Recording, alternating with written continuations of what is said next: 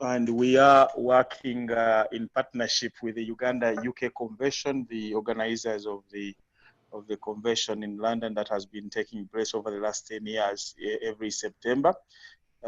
Unfortunately, due to COVID this year, the convention was moved to next year, September, same month.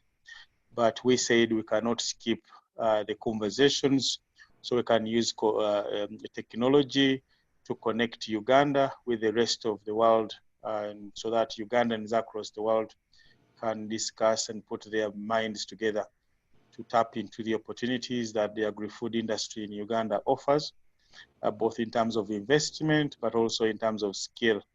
But I also know that some of you may also assist us in improving access to markets. But I know Perez very well because last year at the UK convention, we were on the same panel discussing a similar subject.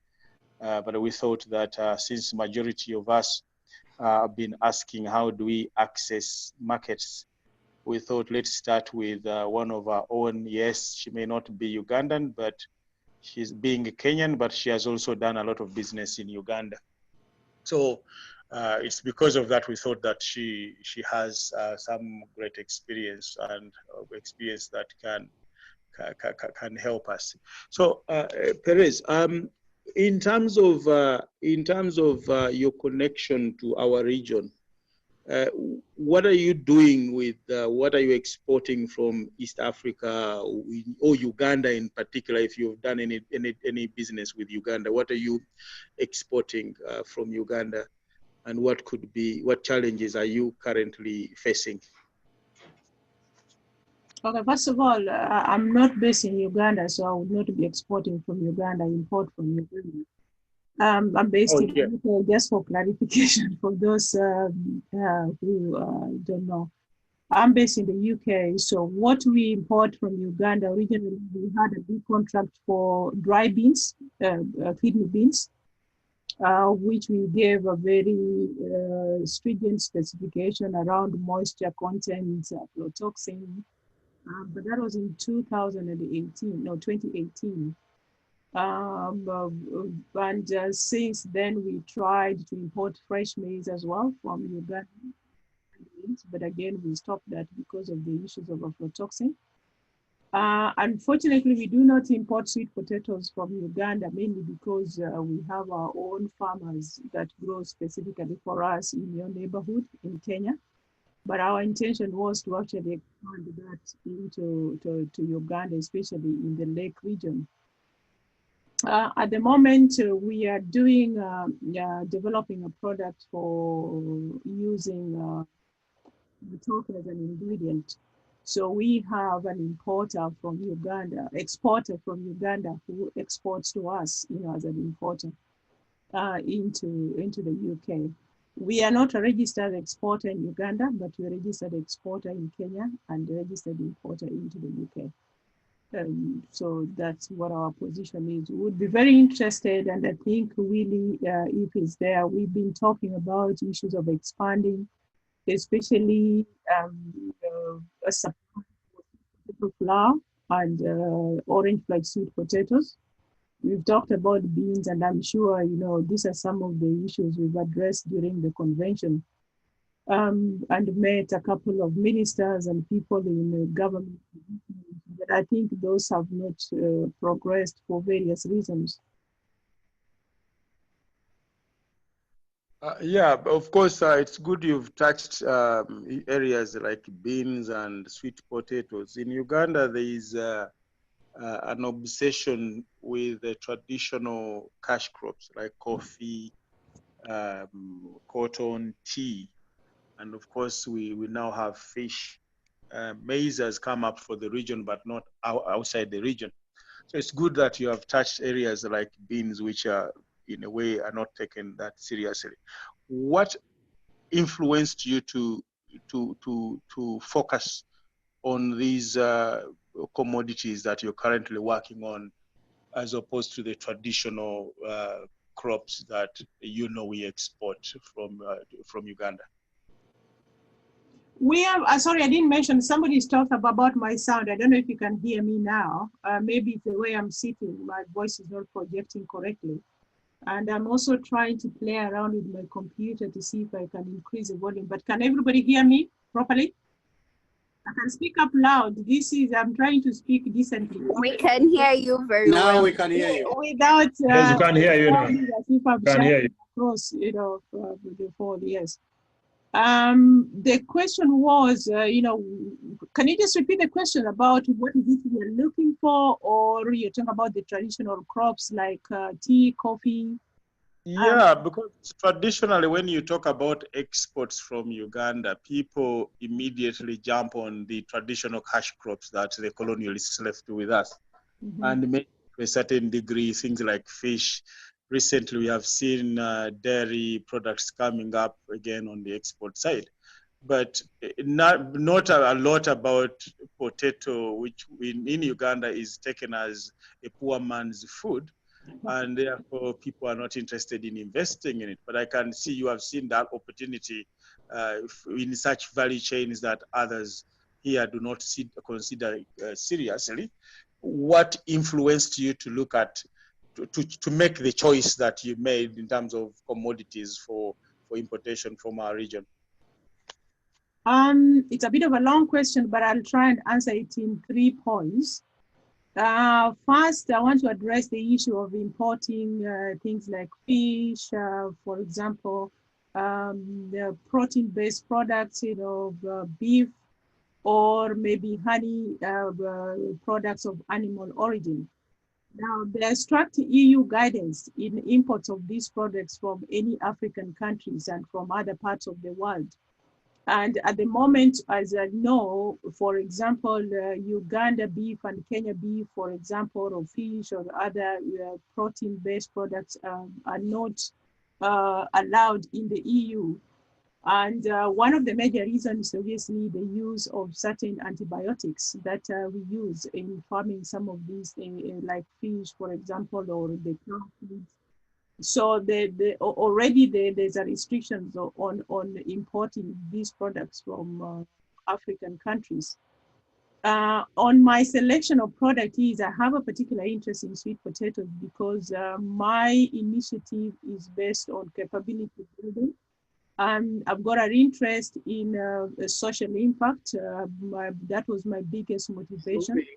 And I've spent a lot of time on researching the sweet potato product. So when you ask my choice of product is, it's because it's a crop that I understand how to handle. I've done a lot of research on it. I'm confident on how to grow, harvest, store, its utilization as an ingredient in other products. I'm confident about the target market that I am operating in because I'm continuously doing research and development on the crop. So that is why, for me, sweet potato is a very interesting product. But not to mention that I've dealt with all other crops. About 150 different crops from all over the world when I was in Spitalfield market. So I've imported a lot of products from other countries. The question is, my target market, where do I think I can find? Why do I want to focus on a particular crop and not all the other crops? So there are several reasons that have kind of guided and influenced my choice and focus on products. When it comes to things like teas and coffees and all the other crops that have commercial crops that have really done well in East Africa, or not just Uganda for that matter. When you talk about tea, you talk about coffee, you talk about cashews. These are crops that, as you said correctly, Mr. Katende, were originally grown by investors during the colonial times. They've got, they're not smallholder farmers. These are commercial farmers who have huge investments, and not just as small companies, but multinational companies. And so the investment backing such crops is so huge, and obviously their market, their access to market, they're well rooted. Not just in UK, Europe, but internationally. When you talk of people like the Finlays, the Tees people, These people are all over the world with huge investments, in that. So I'm believing that in today we are looking at maybe focusing discussion not just on the crops that are already doing well, but if that's of a particular interest to anyone in the group, we can also look at that and what are the opportunities in that area.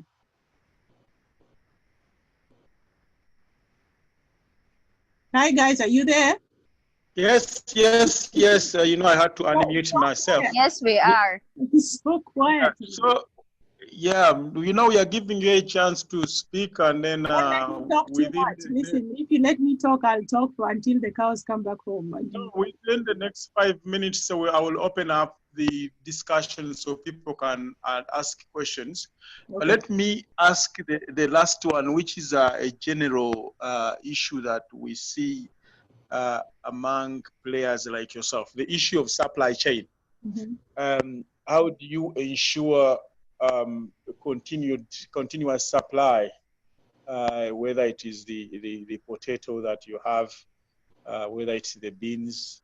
How do you ensure that continuous supply and at the same time supply that complies with your European buyers' requirements? God, it's a whole that question is weighty, but let me try and answer it. To assure sustainability of supply, we have had to put money. It's investment.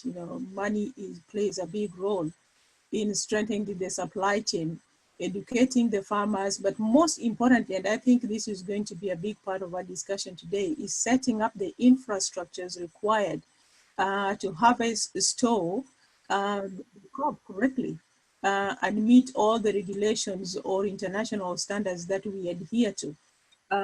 We subscribe to many standards like ISO 22000 for processing and manufacturing. We also work with local like, for example, Kenya, we work a lot with Kenya Bureau of Standards, but just as a base standard, not necessarily the standard that opens the market for us. So there's a huge investment that we have made in standards. We are constantly researching at the market and understanding what the market requires. Our whole program is based on understanding the market where we are in. What does the consumer want? When do they want it? How do they want it? What are the ever-increasing regulatory issues that we must meet in the markets? And there's all of global issues like packaging, plastic packaging versus other packaging. There's also the issue of traceability, which is now becoming a big problem. They've moved it a notch higher. So traceability before was just being able to find, trace that product back to where it was born. But traceability now is involving issues of utilization of water. It's using further testing soil for microbes that were never tested before. So there's constant requirements that evolve in the market, regulatory-wise, as well as the consumer demands. But I think the biggest driver for us is the consumer demand, and what are the trends, consumption trends in this country. The biggest trend now we have is the issue of powder, because this is moving towards personalized nutrition. And that is driving our continuous research and innovation and the development. Obviously, we have to develop, innovate, and then commercialize those products. And so you understand why it's not easy for us to want to deal with so many other groups. But there are a few things that I really want to mention before we open up the discussion to people. First and foremost, one of the biggest challenges is bulking of the product, because unless the farmers begin to understand, more or less like we are in the coronavirus situation now, that if we do not work together, we are not going to be able to access the market. Because as much as we think that maybe the volumes you can produce, maybe you have a 10-acre land, most farmers, I would say, have 2 to 3 or 5 acres of land. That is not sustainable supply. So we are going to have to kind of come together in some sort of consortium or some sort of cooperative to have anybody interested in buying a product from us. So the issue of corporateness coming together, is going to be really critical if anybody is going to be thinking at this market. I'm going to also be giving you examples of some of the successful models in Europe. There are farmers in Europe just like farmers in Africa with limited resources, but they have sustained their presence in certain markets. And why is that so? And why can't we? Yeah, with very limited land, they're still able to manage sustainable supply. And I also want to bring the issue of research and development and innovation. Somebody has to invest money in this, because when you talk about packaging, you're not going to be packing your products in the same packaging materials as we did 10 years ago, which is what we try to do. And I'm sure maybe Willie, I don't know, Edward as well, these are some of the big issues we addressed at Spitalfield Market. When you look at the packaging coming from our African countries, it becomes a big logistical problem. It becomes an issue for losses, for fresh produce in this country. And who wants to incur those losses? Who's going to bear the cost of those losses? And then, of course, I want to talk about the issue of investment. The money has to be put in it. We are not going to go to the global marketplace and tell people how poor we are, how we need support. It's a global playing field. And I think one of the things that perhaps some of us have not understood is that if we are going to compete, whether we are big or small, we are going to have to do the same thing that the players are doing. So I think, Edward, let me leave it at that stage. And there's a lot to cover, but it's not all discouraging. There's more opportunities, if we can get ourselves organized, basically.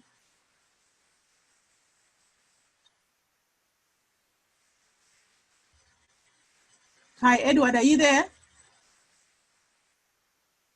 Sorry, yes, I'm saying that one more question for me. Yes, you have really touched the consumer, and I know when you look at the global trends that are powering the agri-food industry, one of them is the empowered consumer.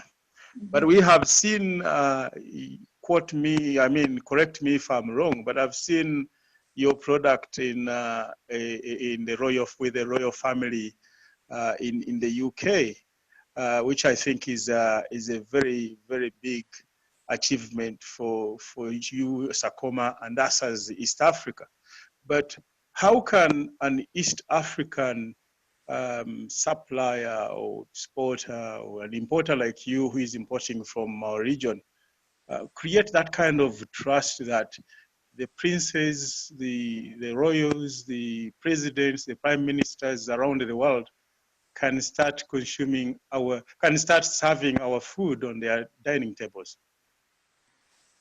I think there's I'm so glad that you asked these questions. And I don't know if anybody watched the Facebook article I did a couple of weeks ago. One of the biggest challenges for the current manufacturers globally is the use of innovative, novel ingredients to create new products that the consumer has tasted. With the good understanding that the consumer in this part of the world, and when I talk about this part of the world, I'm talking from Europe and the developed countries that actually create the demands for our products way back at farm level. They have hunger for new things. And this is a community that would eat anything, including nothing, as long as there's something called good for me. Is it good for them to eat? Is it nutrition? They don't have, societal or what I would call cultural issues about food. That, we Luos, we don't eat this, and we don't eat snakes, and we don't eat snails, and we give all good other cultural reasons about why we can't eat, for example, worms. They would eat everything, but somebody has to give them a reason why they should eat it. And this is where the opportunity for African farmers is, because our foods are still natural and authentic. And this is what the consumer is yearning for. The challenge for now, the local producer, is how do you understand what this consumer and the buyers along the supply chain require How do they want it? Do they want it powder form? Do they want it fresh? Do they want it semi-processed? Sorry, did somebody try to say something? No. Continue. Somebody had left their microphone on unmute. Oh, okay. Yeah, so it's understanding how your product can be used. There's a in the year 1990s, I saw in the 20th century to say there was a big push for exporting fresh produce to Europe. But now that is going to be challenged by all the global issues that are happening. Food safety is becoming a big thing. You know, look at all these, viruses that are, constantly changing how we do pack food and how we move it along the supply chain. So you're wanting to think, okay, what is my positioning in the market to supply what these markets want? Your target market is not necessarily the consumer, the end consumer. So selling directly consumer should not be necessarily your focus. Your focus would be how can you sell to industries? This is where the big market is, the big manufacturers. You know, how can you make your products needed and be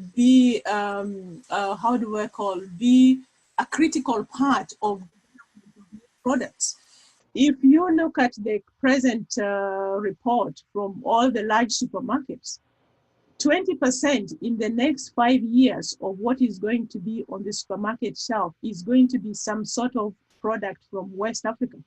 You know, when you're talking about the yams, you're talking about plantain, you're talking about their hot sauces. So the consumer push is already there, so the manufacturers are constantly developing new products using these authentic African ingredients. These West African countries seem to be better positioned. I don't know why.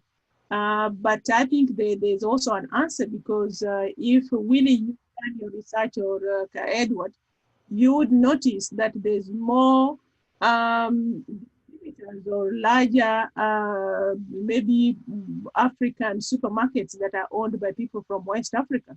So they've kind of over a long time introduced their foods into this market.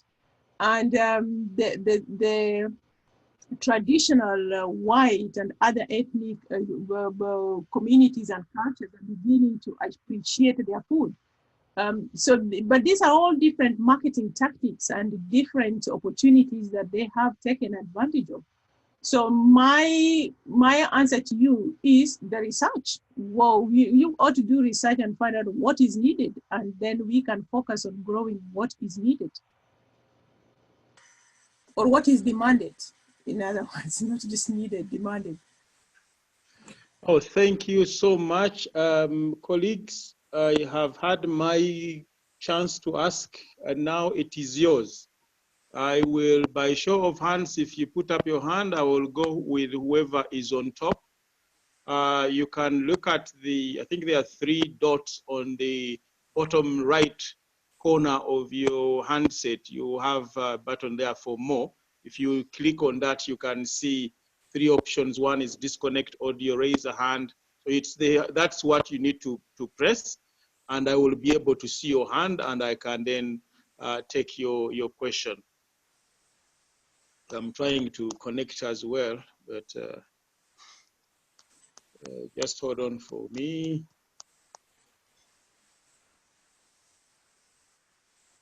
Mr. Edward, there's a question in the message in the chat. If you can read that question first, please. Okay, I've seen about 7 hands up, but let me read the question first. From Businje.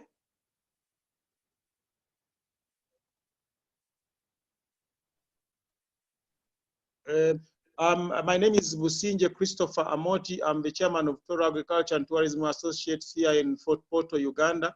My concern is on inclusiveness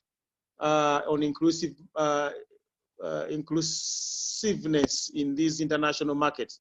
We have a lot of natural and health foods grown here, like pineapple, bananas, but we find challenges to get into the market because of the monopoly of a few government-connected individuals.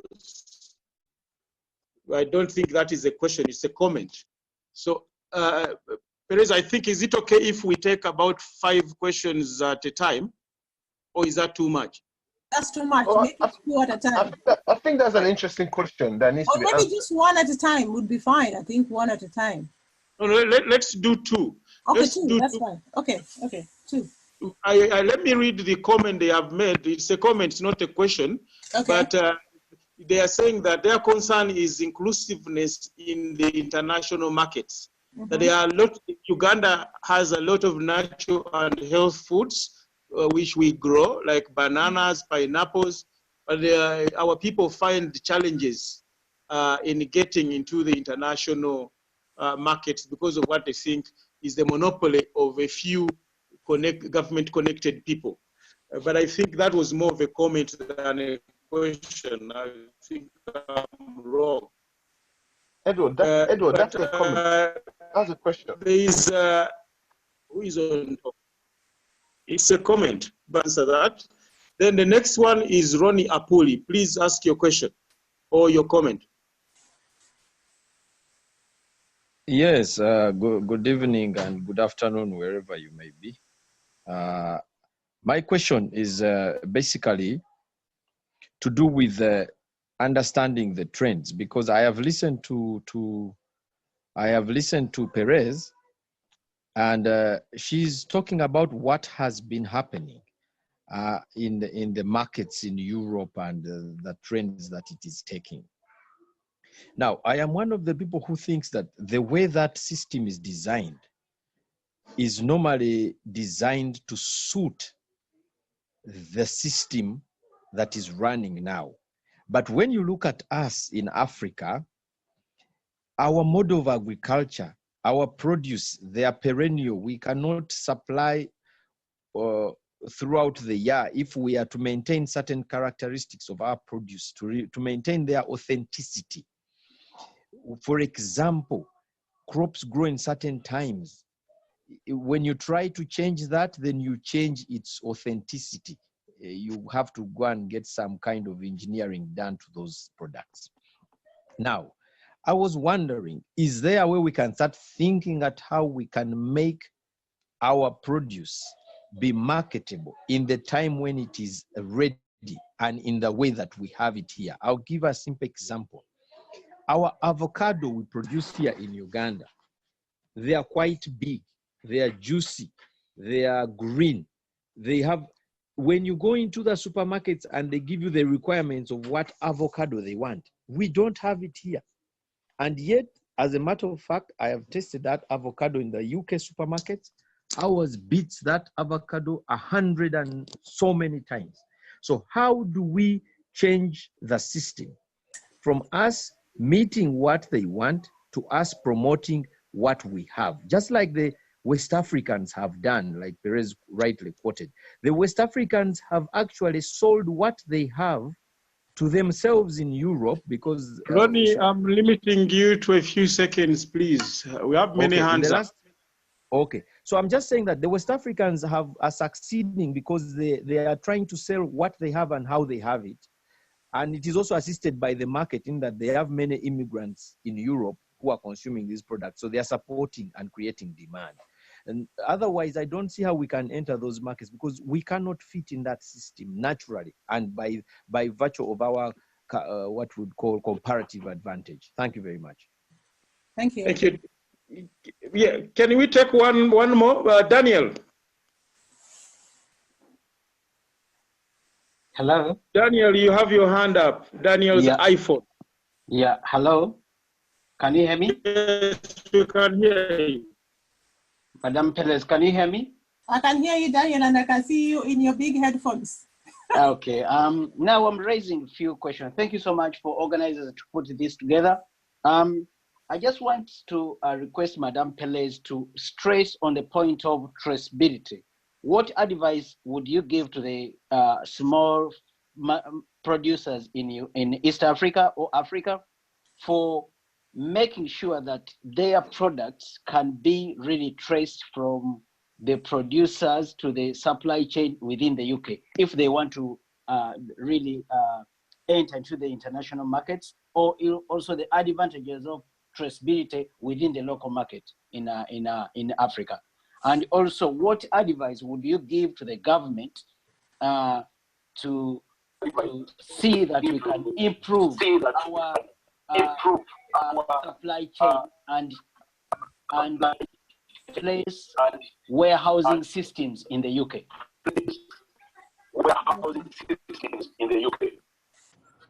Yeah, Perez, you can answer those for now, and then you can take a few. Okay, let me start with about inclusiveness in supply of our products to the global marketplace. I think this is an area where I would want to say that sometimes we have a realistic expectation, because just because we have something good does not give us the right for people to buy it, because the buyer, as we always say, is the king. You know, they've got the money, they've got to choose what they want and how they want it. And when I talk about a buyer here, I'm talking about the blanket buyers, the consumers, the distributors, or the people who use this product as ingredients. So when you talk, say for example, you talk about pineapples that you produce in Uganda, you would realize that if I was to ask you the number of varieties of pineapples that you produce, you'd be surprised how many varieties you produce botanically. If you ask you what is the botanical name of the pineapple that you produce, and you will be shocked that even your next door neighbor actually doesn't produce the same pineapple as you do. And when you walk around along the road, the people selling by the roadside or in the market, they're selling pineapples. But matter of fact, they're actually selling different crops because they're different botanical names. And so in Europe, for example, if you talk about somebody like Del Monte, who is the biggest buyer, you know, they own a whole load of supply chain from their own farms, but they still buy, you know, they've got their own variety, their own seed of pineapple that is produced for a specific thing in the market. And so the question is, you know, whatever varieties of pineapples that you produce, which one does the consumer need here? And I just want to give you a bit of example from sweet potatoes. In Kenya alone, when we talk about orange flesh sweet potatoes, you have 100 varieties of orange flesh sweet potatoes. Anybody looking at it, you know, physically, observation, they'll think the same crop. But when you start working with these products in different things, either you're going to develop a different products with nutrition values, you might find that one sweet potato has more vitamin C or vitamin A than the other, or one has more potassium, or one has more zinc than the other. So that is why if this market now, for example, there's a big demand for zinc and then potassium, people are buying all sorts of tablets to boost their immune system.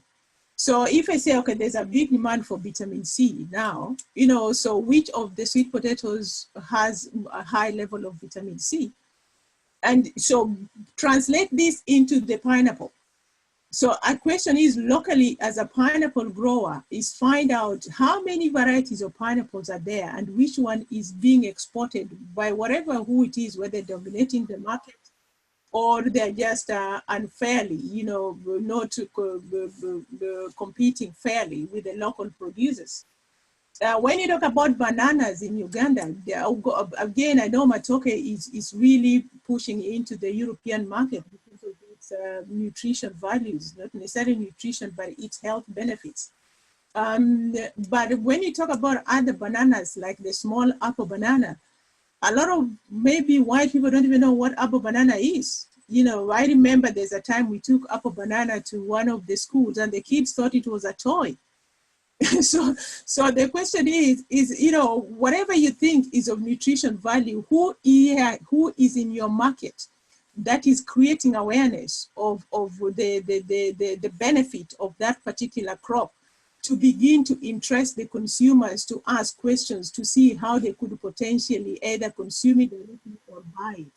So I think I want to leave that question at that point, and then I want to talk about the issue of trends and how we can grow, you know, because there's the issue of how many people can grow the same crop to the same standard. Sustainability, there's the issue of seasons. Now, my brother asked about seasons, and I think if Willie is still on the platform, I have talked about this issue at the convention so many times. The consumer in this market does not understand something called seasons. They don't know there's dry season, there's wet season, there's rainy season, there's harvesting season, there's planting season. They don't know that. They know that when they go to the supermarket, they are going to get whatever they like and they are going to buy it. Now, supermarket owners are under huge pressure to only place on their shelf a product that will constantly bring the consumer in to buy from their shelf, because they want to move product from their shelf to the consumer's basket. So when you talk about sustainable supply, one of the biggest issues, and I'm sure I saw it in our discussions in the platform, is sustainability of supply. You know, if you're going to get a contract to supply avocado or you're going to supply passion fruit, one of the small contracts, you know, I mean small letters you're going to sign is that you're going to supply this sustainably over the period of time that you're given. Sustainability is not an issue about seasons. And this is my personal opinion. It's a question of how can you store that crop long enough to continuously supply it even when it is out of season. So for example, if you are, say, for example, we are talking about avocado. What are the technologies you have to keep your avocado available in the market even when it is not harvesting season? Because the thing is, when it is time for harvesting, most of our crops are wasted. 25% of our crops are wasted at farm level, because we do not have the right technologies to be able to store the crop for a long period of time. And if you go to the UK supermarket now, I was so shocked. In fact, I'll go to my freezer and get you, show you a sample. There is a big section now for frozen avocado. And I bought it, and I said specifically, I'm coming to show it to this forum today.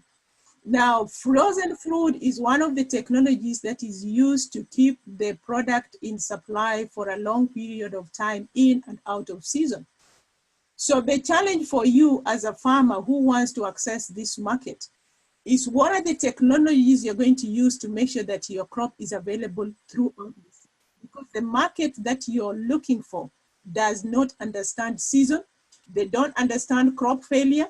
They don't understand that now there's floods in Kenya and Lake Victoria is full up and overflows. They just don't understand that. They just want to walk to a supermarket and they want to find the product on the shelf. So the question is how are we investing the technologies that enable us to store our crops? And my colleague rightfully drove us to the next question of warehousing.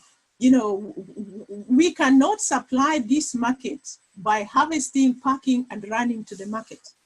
We must begin to understand that in order to look for these markets, we are going to have some sort of warehousing system where there is a stock of the crop available to supply throughout the year sustainably for the market we are looking for. Now, this brings to question the issues of things like AI, artificial intelligence. We are talking about precision agriculture. We are going to have to invest in them. You know, we cannot supply the market by growing the crop seasonally as naturally as it ought to. There are technologies now that will enable us to grow the crop and it will still taste the same and still retain its intrinsic values. You know, because we are looking at the issues of soil health, we are looking at the issues of the storage methods to make sure that this crop is available throughout the year. And we cannot blame anyone for this because, as I said, the market is a global platform. and the market will only buy what is available and what is according to their requirement. And this is where we are trying to get a portion of this market. And these are the things that the challenges that we are going to have to up our games in order for us to be able to be at the same global playing field with other people who supply these sort of crops sustainably. And then my colleague asked about traceability and standards. Does anybody understand what traceability is? Anybody who doesn't understand what traceability is? Do we all understand what traceability is? Oh. It's possible that you are not seeing them nodding to say no. Yeah. Maybe you can have a go at explaining. I will explain a basic description what traceability is. Traceability is the ability for a consumer, if say, for example, I picked a banana that has been supplied into Europe from Uganda, say matoke, for example, one banana of matoke that I buy from my house or my supermarket in East London. I should be able to trace that crop back to the farmer in Uganda. Why is this important? This is important for Europe in order for them to control diseases. If, for example, today there was an outbreak of E. coli, they need to be able to trace the source of that E. coli. So the first and foremost, anybody who is going to handle this one banana along the supply chain should be able to trace it back to the farm at, say, for example, Entebbe or Tororo, to Onyango Ochieng's farm in the village.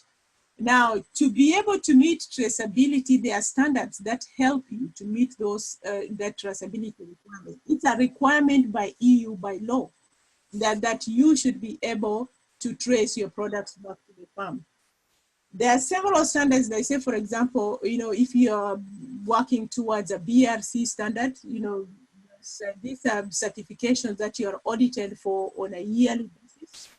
This helps you to put systems in place, the paperwork required to back up the movement of that crop from your farm up to the consumer.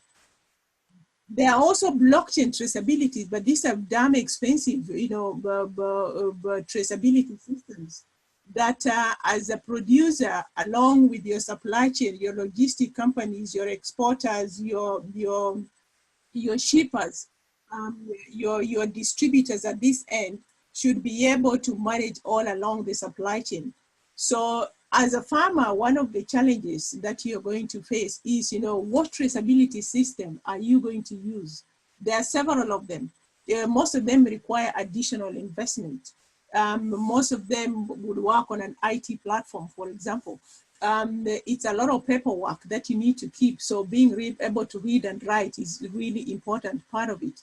But being able to keep documentation, and there are all sorts of labels required to meet traceability in this. And traceability is much easier in fresh produce than it is in processed food. So for example, if you're talking about roasted coffee, or if you're talking about honey, I've had people talk about maybe ground flour, like ground matoke flour, or you're talking about groundnut and peanut. Of course, those ones have their own issues.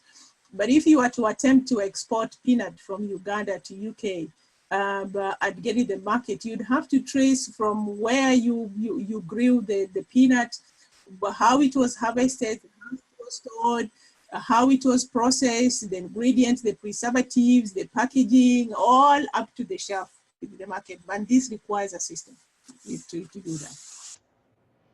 I'll stop there so that I can take more questions.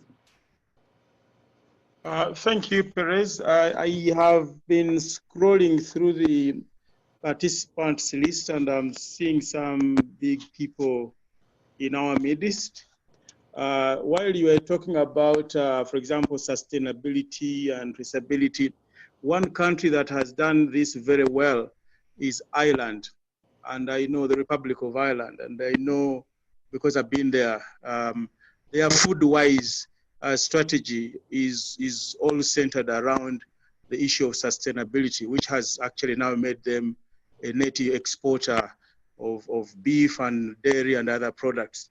Mm-hmm. I have seen the ambassador, Sluvia Gavigan, our honorary ambassador in Ireland, perhaps he will share with us some ideas about how Ireland has gone about this, because I am extremely impressed by the Irish experience in terms of how they have improved their agri-food industry over the last 30 years.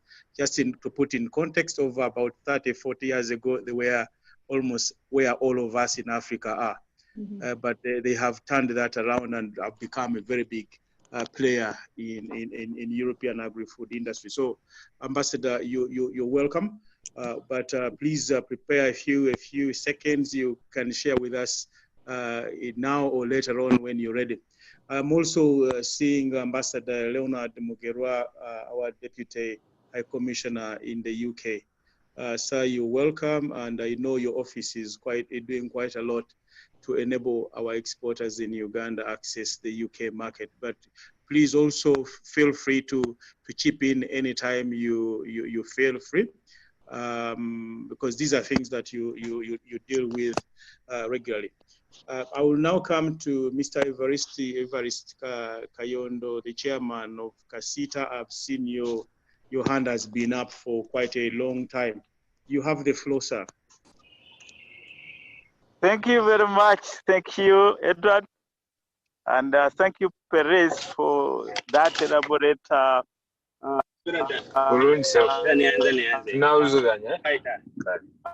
explanation.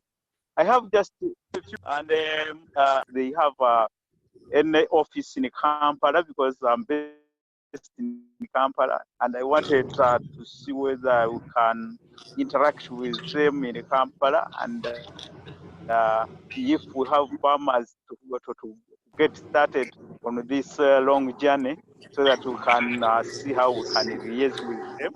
And number two, the other ones are, then these ones can also explain locally things to do with the quality and the quantity. But most importantly, I've heard of the beans and the sweet potatoes.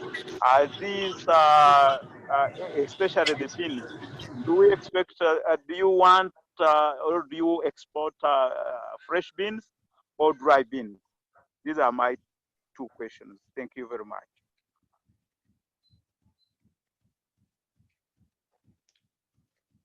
Respond to that.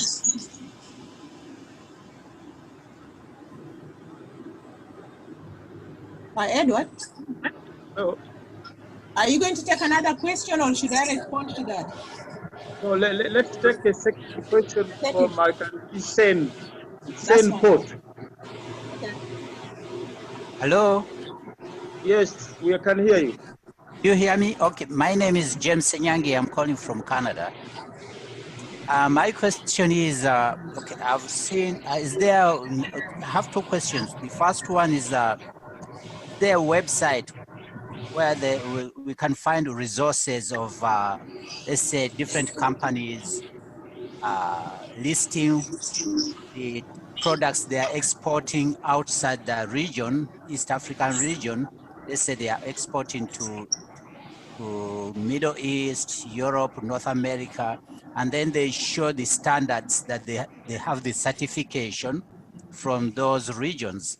For example, if my company's Senports is an export and import company, and if I want to import things from Uganda, I would first of all contact a company which has already a certification.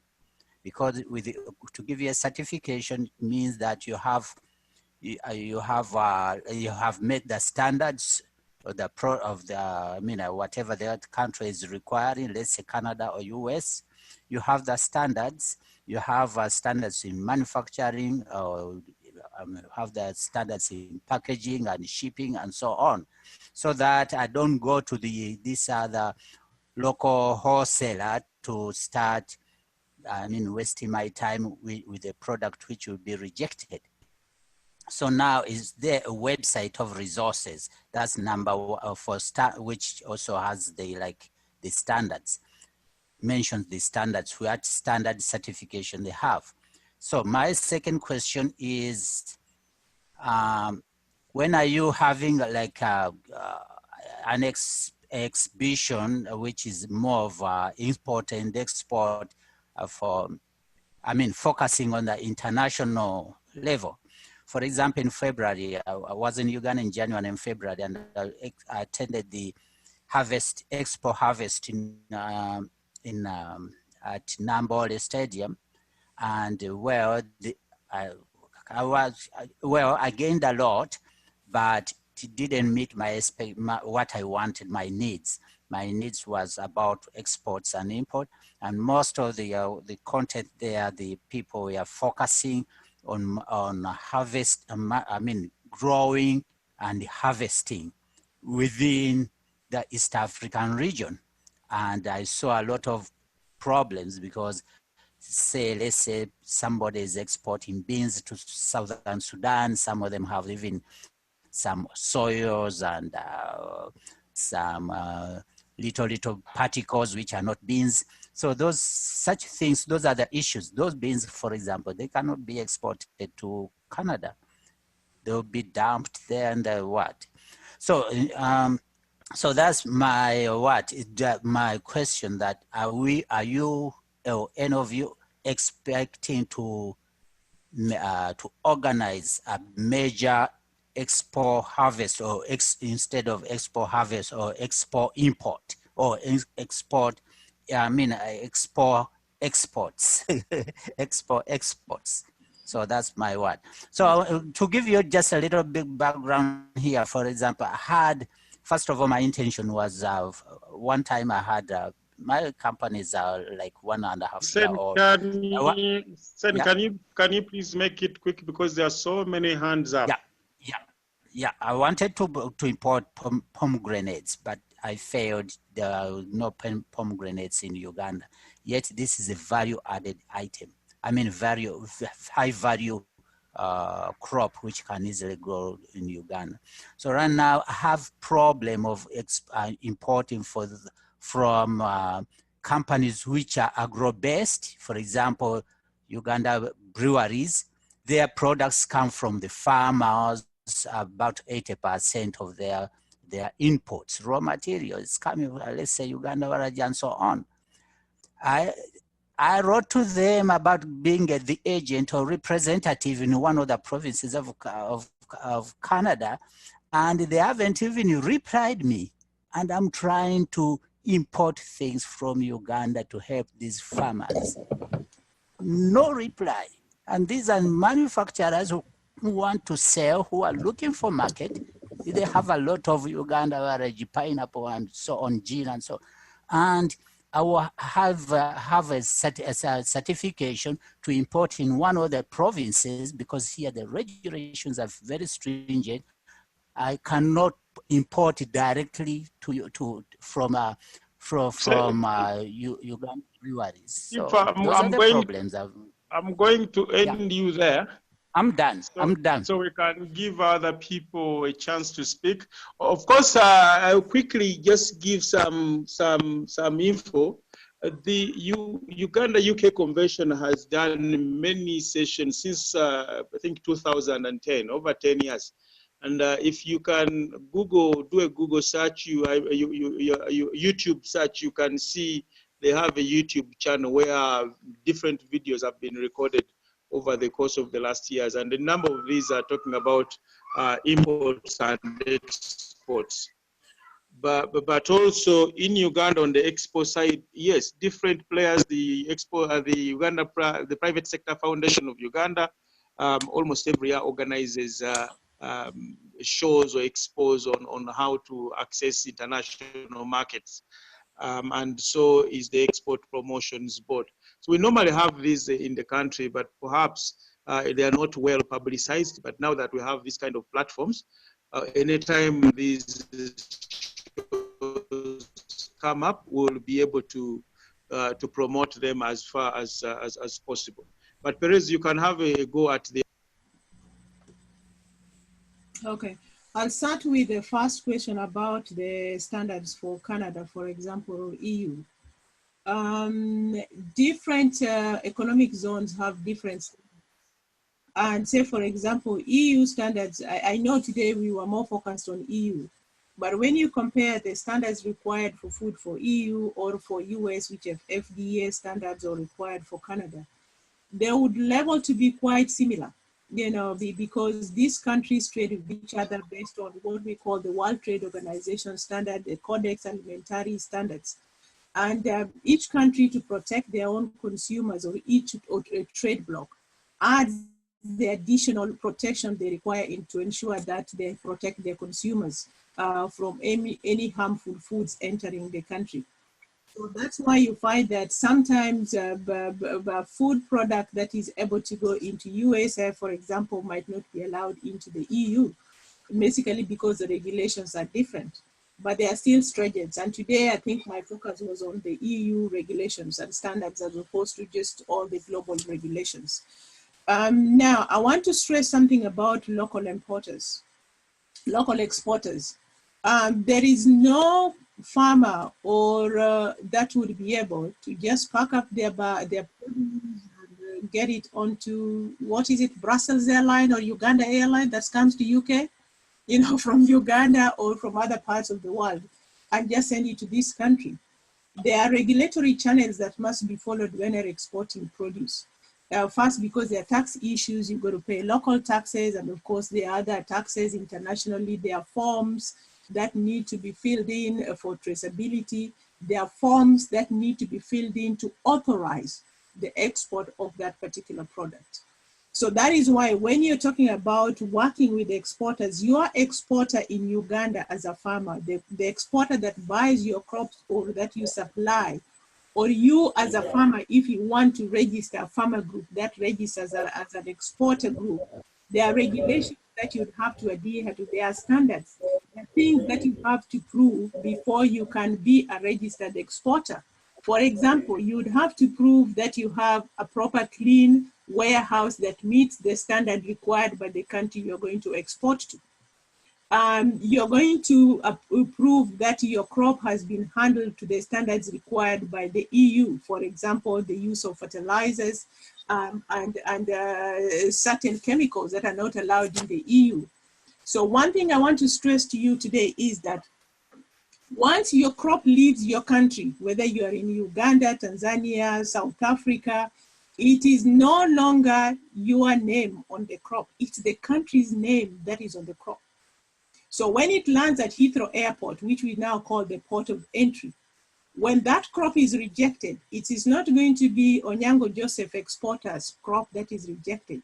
It is going to be recorded as a crop from Uganda that has been rejected.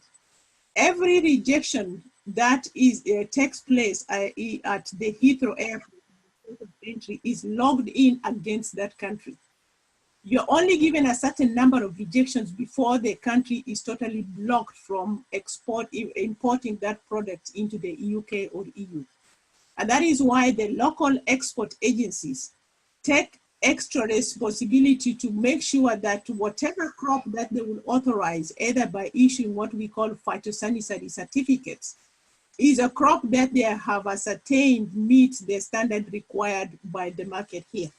So any other tests that are conducted at the market at the port of entry, like MRL levels, if they don't meet it, it would be either by mistakes or carelessness or some sort of reason why the crop would reach here and still does not meet the standard required from the UK. So first of all, there's you as a farmer working with the local regulatory bodies and exporters who are going to be buying the products. And there are punishments, of course. There are punitive measures for exporters that don't meet the regulations, because if you export the wrong crop, it's the country's name that is at stake. So it's no longer just you, the farmer or the exporter, it's the person who actually authorizes for that crop to leave the country. And then I want to mention about the beans. Dry beans, fresh beans, whatever different stages of beans or different fresh produce or dry foods produce that you are exporting are all categorized under different categories based on the economic partnership agreements that the country has. If there's anybody from Tanzania, Kenya, Uganda, we know the issue that has been going on with the signing off the EPA between the East African community countries.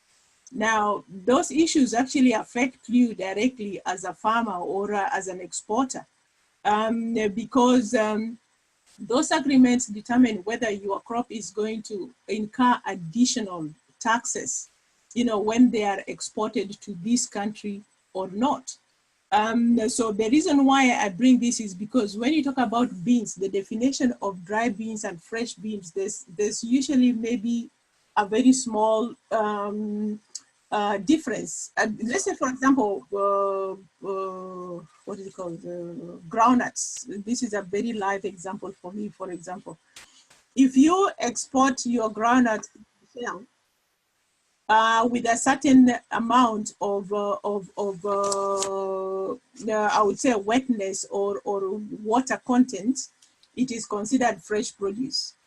When you peel your groundnuts from the shell, it is considered a processed produce. So it has a different regulatory requirement as a processed food as opposed to as a fresh produce.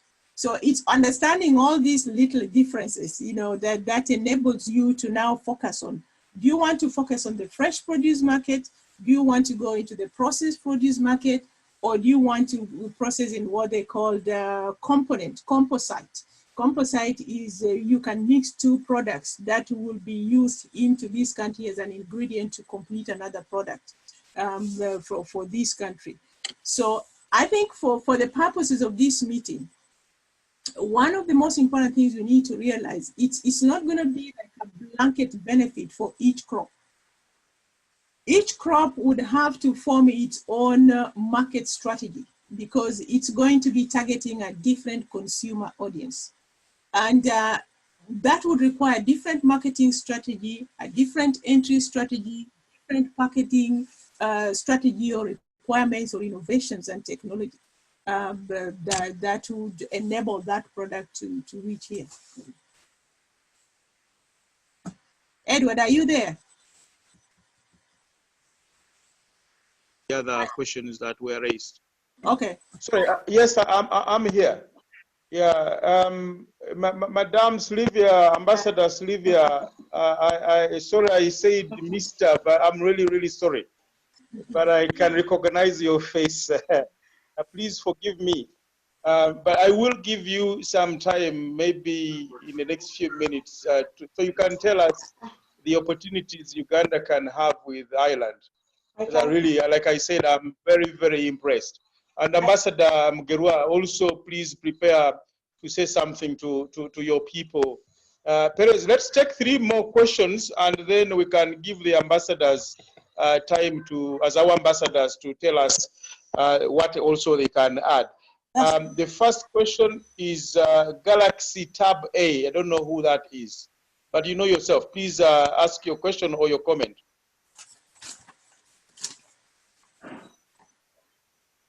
Galaxy Tab A.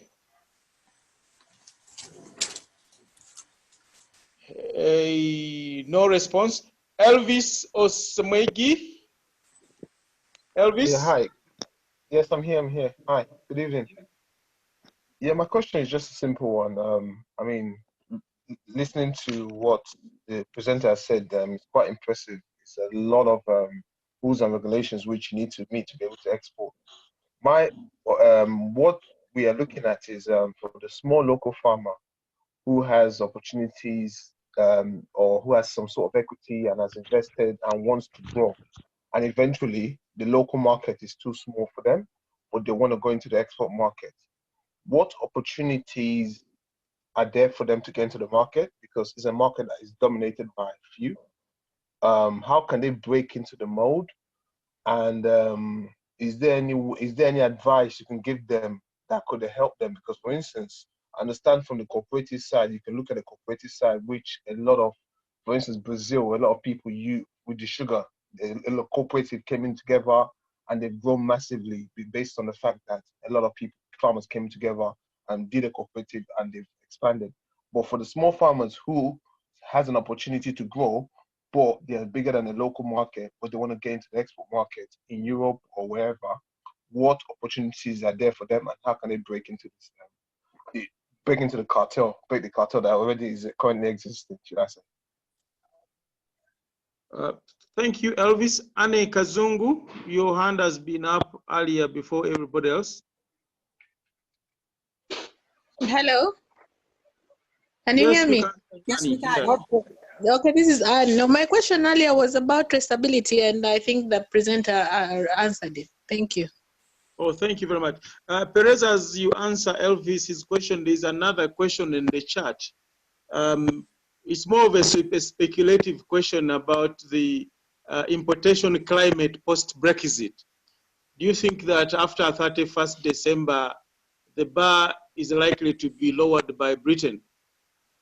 Or is it likely to be, or is it logical for Uganda to proceed and aim for like the European Union's stringent standards, assuming that this will prevail for a while and that there is no harm in aiming high?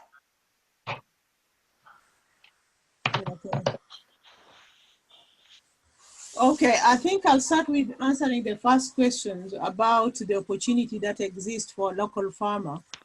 The opportunity exists for you as far as you want to expand your business, your own model. For example, I would assume that if you're currently exporting, then probably you have an exporter that comes and buys your produce, or you grow to, you are an outgrower for an existing exporter in the country. If you want to get into the market directly, then the first and foremost thing you need to do is you would have to register yourself with the local authority as a registered exporter. Now, as a registered exporter, you're kind of availed a different level of information that perhaps is not available for you currently as a farmer at the farm level. And this would be the trainings that are available for exporters. There are a lot of funded initiatives that EU does for countries, what they call technical assistance. And these trainings are normally free for exporters from particular countries to attend trainings in order for them to understand the EU regulations. So the good news is that the EU does not just impose a regulation and expect you to meet it. The local people are actually trained and made to understand what the regulations are. So, for example, if we have Uganda Export Authority, or in Kenya, for example, would be what we call XCBA or KEFI. Sorry? Yeah, so you would have to register yourself as an exporter. The benefit for being registered as an exporter is that you then get opportunity to maybe participate in external exhibitions. So if you are interested, for example, in an Italian market, every February they have the exhibition in Italy. It's called, I think, is a Nuga, and then Germany also does a similar exhibition. The UK does similar exhibition for fresh produce. So as an exporter, you would have to put in the additional investment to fly and make visits into these markets as the existing exporters are. But if your resources are limited, then you're kind of left with no choice but to rely on the existing exporters who would then commission you or contract you as a grower for them, and gives you the guidelines to grow so that they buy the crop from you. So if you, at the moment you think you've outgrown that place where you think, okay, I can do much more myself, you can put more investment, then the first stage is to register yourself as a local exporter. And then you can access additional information that enables you to look at a bigger picture of the market. And then I want to address the issue of opportunity at Brexit. Last year there was CHOGM, there was 2 years ago, and we're so sorry that it was going to take place in Uganda this year, but of course it's been cancelled. One of the biggest outcomes of CHOGM in 2019 or 2018 was the opportunities that exist in the Commonwealth countries. If you understand what Commonwealth is, Commonwealth are countries that are already brought together by a common language. There is nothing as important as being able to trade in a common language. I'm speaking to you in English and I'm explaining you a lot of things. Can you imagine if you are exporting to Italy, you're exporting to Spain, and you are exporting to, say, for example, Denmark? You would have to have a good understanding of 3 different EU languages in order for you to trade in those markets. Now, one of the benefits of the Commonwealth market is that we already speak one common language. And most of our systems are almost very similar, you know, to there. So Brexit, post-Brexit, one of the strategies that the country was focusing on was to go back into the roots of our Commonwealth and begin to develop those markets. But you must understand that all the Commonwealth organizations in the UK are not business bodies. They are what you call social organizations. They don't have a lot of money put together, you know, that would enable them to straight away enable countries to trade, develop standards. So it's a long process before the Commonwealth market can be realized. So at the moment when we talk about, you know, exporting to the UK, Brexit, and whether we are going to be lowering the standards, from all the discussions I know and all the meetings that I participated in, that are going to get even harder, not even easier. Why did the European people put these standards in place? Because their first and foremost important requirement is to protect their people. And the way they protect their people is through regulations and standards. And those standards are also monitored, because I'm not just talking about port of entries and you meeting these standards in Uganda or whatever country you are exporting from. Once your product is on the shelf in this country, there are all sorts of inspectors that make sure that your product sitting on that shelf still meets the regulations and standards in terms of use by date, sell by date, best before date. It's labeled and correctly according to the requirement. So there's all sorts of policing still going on when your product is already in the market. Motok, for example, is coming here fresh. You're not going to have it placed on the supermarket when it is already half rotten and half black, you know, just because it managed to enter the port of entry. So there are inspectors locally that make sure that that product is still safe for the consumer to use. And they are not going to be,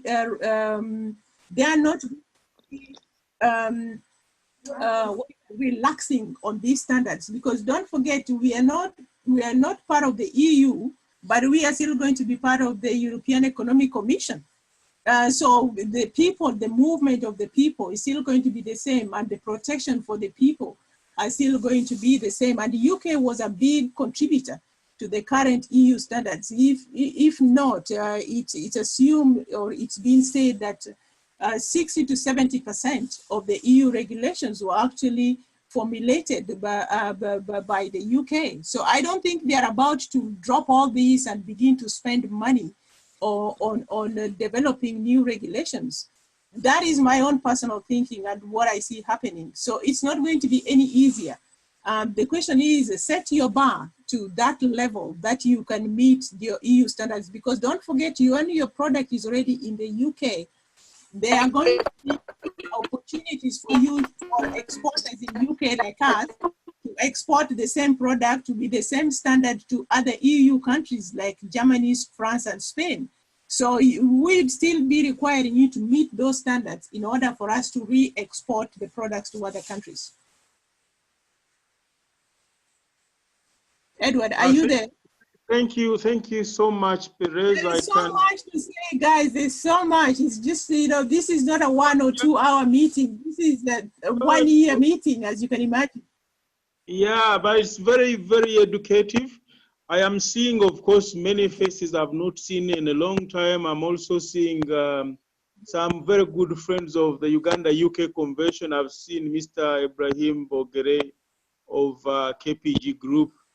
You're welcome, sir. Please feel free to have your input as well. This is our conversation as a group. I think, Perez, you've done well to answer all the questions, the hands that have been raised. I will invite Ambassador Sylvia to share with us as our ambassador in the Republic of Ireland. What opportunities are you seeing for Ugandan exports, food exports? We are looking at agri-food industry. So what opportunities are you seeing for the Ugandan agri-food exporters? I know, of course, even outside the traditional cash crops. Over to you, Ambassador. Thank you very much, Mr. Edward Katende. Thank you, Ambassador John Mugelwa, to see you there. And because I'm the Honorable Consul of Uganda to Ireland here, and I'm actually working very hard with the High Commissioner in London and Ambassador John. Ambassador John has been to Ireland many times since he started in the UK, and we are working a lot actually on this area, and I'm very happy to hear this today, and I welcome everybody on the forum. Thank you very much to give me this opportunity to speak about agriculture. First of all, I think I'm happy that before the corona came around the end January, I was invited by the Department of Foreign Affairs here in Dublin and the Department of Agriculture, and they nominated me on the task force of the agriculture. And this task force, actually, I'm now following on Pelez, what she said, that Europe we need to be at the standard, but Europe is working on a document, and not only a document, on working on Africa, Europe agenda for rural transformation. And that task force is headed by a European task force, but Ireland has taken that task force, and that's where I am part of that, on the agriculture, to see how Africa, Europe can work as partners, in full partners with Africa. And we're looking, actually, I went in as from Uganda. I was the only one from all the embassies here in Ireland, and I was actually very, very happy. So that is good for us to look, how can we bring Uganda on board as well? What can we bring in Ireland? But looking at Ireland, and Ambassador John will share, because he was here in September last year, we had a very good program on the Ploughing Championship, which is bringing over 300,000 farmers here in Ireland and all over maybe Europe. They come together and bring the whole of agriculture here in Ireland. But to look at Ireland, what is Ireland? What does Ireland have? And how did Ireland develop their agriculture? The first thing Ireland, I think, developed not too long ago, but technology has brought a lot on board to build the agriculture here in Ireland. But when we go to see how Uganda can actually relate to Ireland is through cooperatives, because Ireland, to reach where they are, they have worked through cooperatives.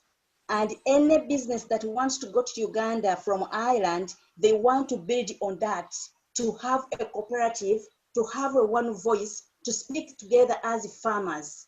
And when it comes to standards and quality or package, we speak as a group, as group farmers, as cooperative, and that builds a lot in Ireland. Then what Ireland has is knowledge transfer. And actually, Ireland is looking forward to see that we can work together with Uganda on the knowledge transfer.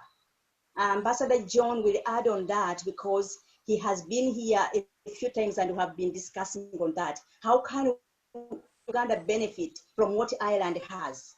Ireland is feeding over 70 million people all over the world from what they produce here.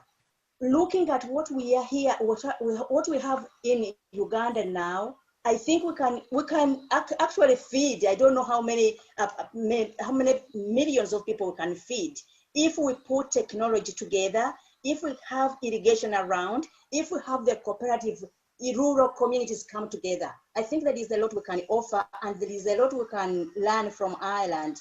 And Ireland is open to come and support us. I have now 2 businesses. One business is cheese, and cheese businesses actually they are looking at, they were supposed to be in Uganda by September, October, but because of COVID-19, they can't do that until maybe next year. There is another business in milk, because Ireland is big in dairy farming, beef, milk, cheese. They are big here, and they are looking how can they partner with us. And I think we need to look into those areas very well. Maybe Ambassador John can add on that, or I don't know what you. Yes, thank you very much, Ambassador Sylvia. Ambassador John, are you able to add something? You've heard what Ambassador Sylvia is saying, and Mrs. Ocheng Perez, what she's shared about the opportunities not only in the UK but also across Europe. Do you have something else that you can add for the benefit of our people that are majorly agri SMEs? As you know, most of our people are either smallholder farmers or agricultural SMEs. So is there anything you can add to the conversation? Yeah, thank you. Mr. Katende, can you hear me? Yes, I can. Yeah, thank you so much for organizing this important forum, together with, of course, Madame Perez Ocheng, whom we've had occasion to meet, and she's doing a great job promoting exports, our products into this part of the world. And also to thank Mr. Mutenza through the UK-Uganda Business Forum. I just make 3 quick points. Of course, on behalf of Uganda High Commission, we engage with the Ugandan exporters and also the people who are trading here. We have a platform where we meet once every 3 months. Unfortunately, we haven't met in the recent past because of the current corona situation. But the 3 points I would like to make are these. The first one is that there is a great opportunity for our products, agro products, foodstuffs, fresh vegetables, fruits, dairy products, to access the European market, and particularly the UK market and the market in Ireland. I had one of the participants asking that, if some of our products are only to be consumed by our people, how big is the market? But I think Madame Ocheng pointed out, for example, that if you look at matoke, banana plantain, for example, it's not only Ugandans actually who are, or people from East Africa who are eating plantain, because now of the need to change to healthy living, many people are going into organic foods and moving away from some of these processed foods. So you find that the exports that we get of matoke are increasing, and the market is really there. Not only from Ugandans, but also from people from Africa, but people from the Caribbean, people from Asia. They're actually consuming a lot of these products, agro products that we have from Uganda. Just by way of giving you a global picture, I think the UK annually imports food worth 36 billion pounds. But from Africa, when we looked at the figures, I think it's only 5%. So you can see that there is a big opportunity in terms of exporting foodstuffs to the UK. And I think what we have seen during this COVID situation is that the food sector is actually very important. And I think our president in Uganda referred to it as one of the aspects of the real economy, because whereas other sectors of the economy can be adversely affected in situations like this, wherever you are, you would be assured of a ready market for food products. So this is an extremely important point to point out. So for Uganda, I think many of the participants who are watching us and who have participated are already seeing the opportunities that are there. But the three things that we need to focus on, and I think Madam Ocheng and some of the other participants have noted, is the issue of quality, because standards are extremely important here. And it's very important that, and we have had this discussion with Uganda Export Promotion Board and also the standards people within the country and exporters themselves. We have to make sure that right from the farm, right from the producers, they need to adhere to the standards so that when the products come here, they are good and they are not subjected to, because they are tested. And as Madam Ocheng pointed out, they are, for example, if it is red chilies and they find some pest there, they're going first of all to destroy the entire consignment at your own cost and again blacklist the country. So that's not good at all. And maybe the other thing that also we need to look at is the issue of the quantity, to be able to supply the required quantity in time. And again, this is something that is extremely important.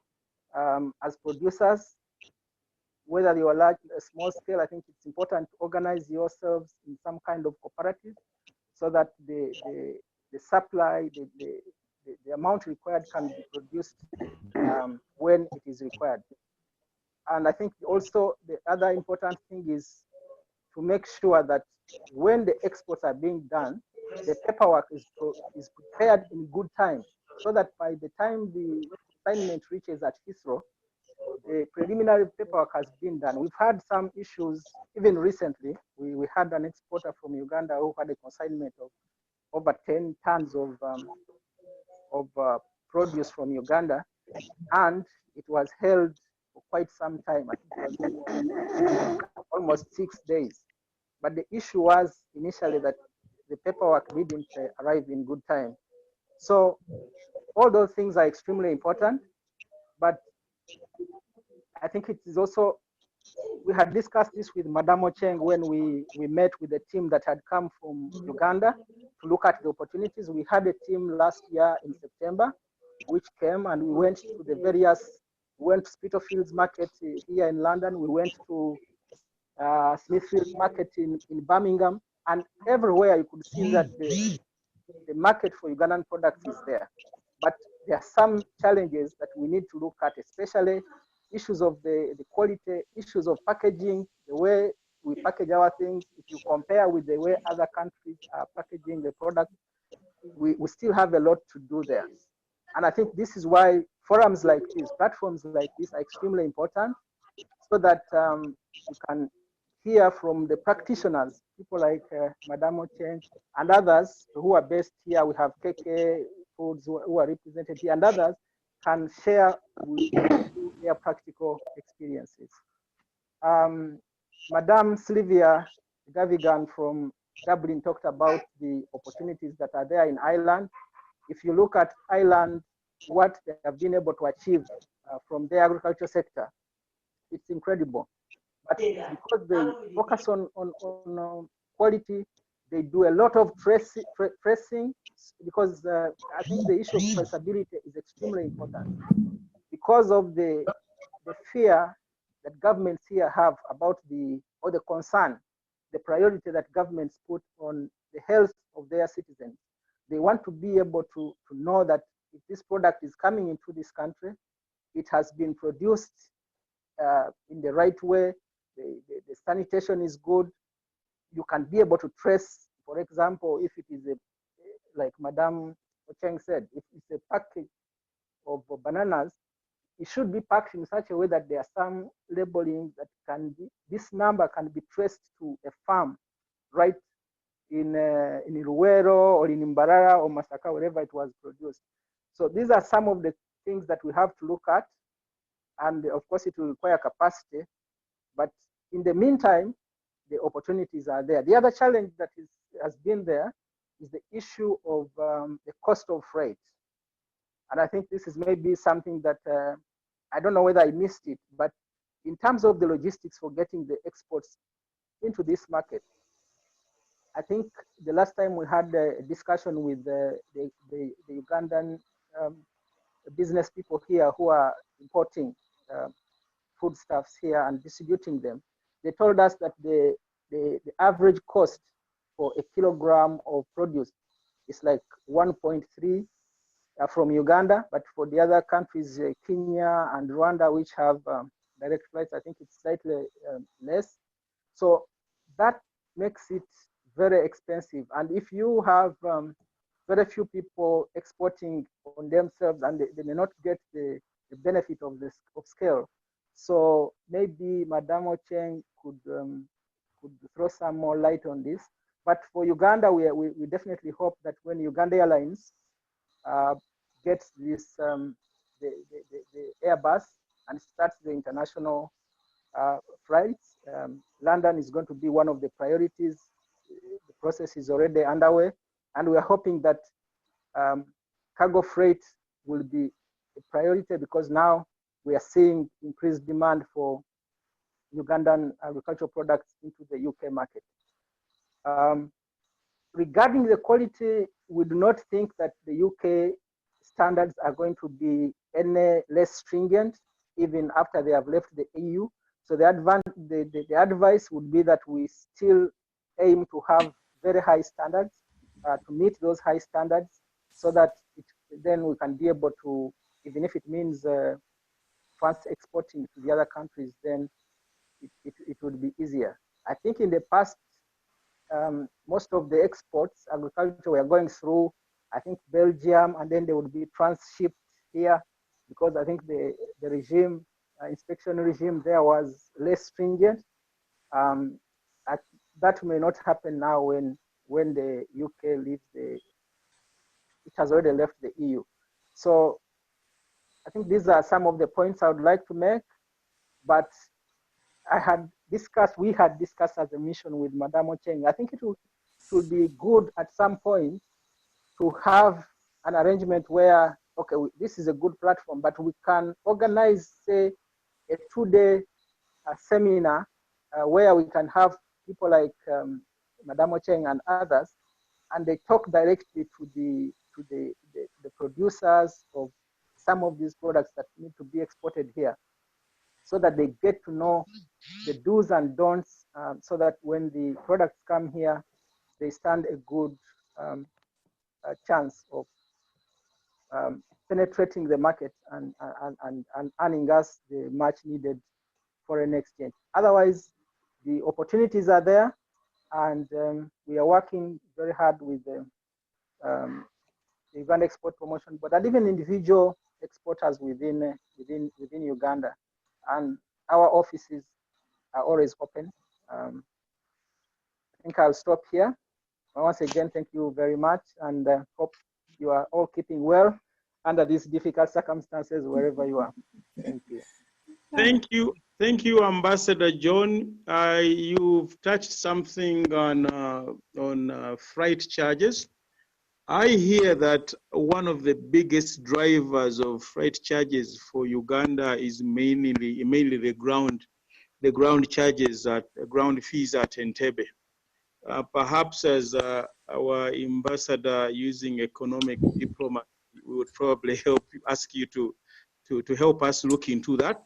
But the key issue as we talk about flying is again one of the key mega trends globally that is affecting us, because which is the issue of sustainability.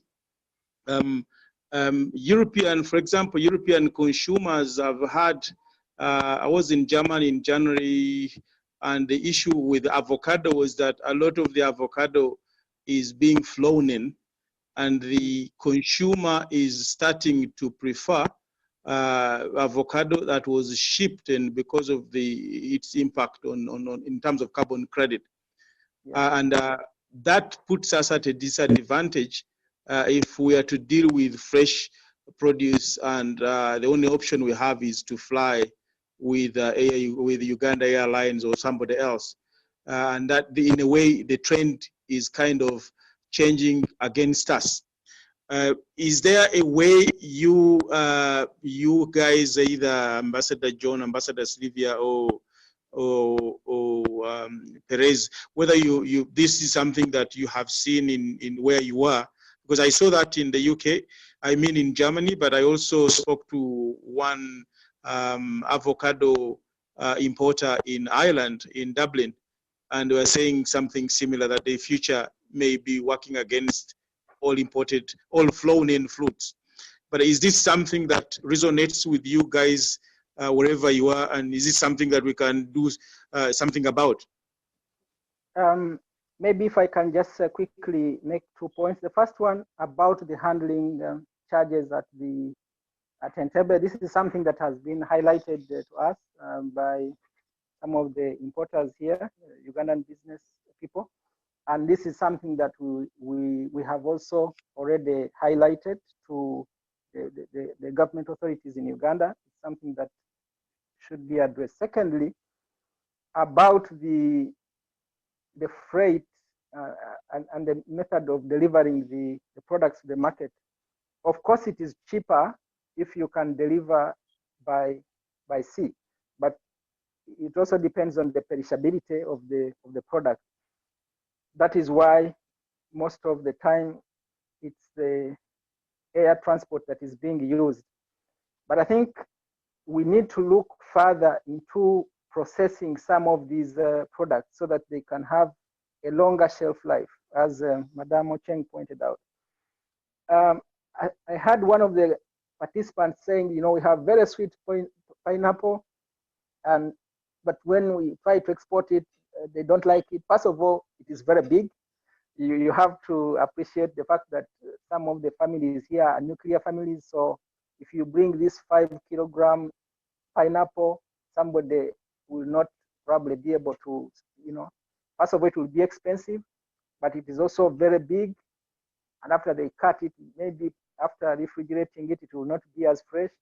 But I've seen that there is a way you can have some of these fruits sliced, put in some kind of preservative which is acceptable, and then it can be sold, and that can have a longer shelf life. So the idea of processing so that we can have products that can stay longer on the shelf, I think is extremely important, and ties in with R&D, which research and development, which Madame Ocheng talked about. But in the meantime, we are looking at the low-hanging fruits. We can still be able to export greater volumes the way our products are. There was also the issue of avocado. There was one of the participants who said, we like our avocado the way it is juicy. Yes, it is, but it also has a shorter shelf life. If you look at the other type of avocado, which is Hass, they're smaller, but they last longer even without preservation on the shelf. And I think we should be looking at some of these trends and adapting. If this is what the market wants, because the customer is king. If that is what the market wants, then we have to adapt to be able to satisfy the market and grow our exports. Thank you. Thank you very much. Perez, do you have a comment on sustainability and how we can adapt? God, I've got 1,001 comments, suggestions, but you know me, I can draw it from both academic as well as, practical experience in the market. But first of all, one thing that Uganda Tech, for example, is the fact that you still have natural land with healthy soil. If you look at where this market is moving now, there's going to be impact measurement on the health of soil. You see, now we are talking about health and safety of the crop that is ready to eat. They are now adding additional measurements. I don't know, Banozi, if you know, for some of the EU regulations on measuring the soil health. So this is going to be added onto the standard, and you must prove that the soil on which you're growing your crop is healthy in terms of the nutrients in the soil, in terms of the, the insects that live in the soil, because they are talking about the naturalness, they are talking about biodiversity, You know, they're talking about land degradation. And some of the ways they are going to do this is to put a regulation in place that ensures the producers can prove that their soil is healthy to produce a crop. And by healthy, it doesn't mean that you are adding, nowadays what we do is if your soil is not healthy, you're adding the manures and you're adding the what we call these chemicals we add onto the soil when we're growing. What are they called? Fertilizers. Fertilizers, exactly. You know, so there's a big move from the fertilizer manufacturing companies, from natural fertilizers, organic fertilizers, whatever description they can give it, to prove that their product is safe. Sorry, I've lost you guys. Can you hear me? Yes, you can hear you. Yes. Yeah. So your one problem that I know you will not be found to be not meeting is the issue of soil health, and this is a big.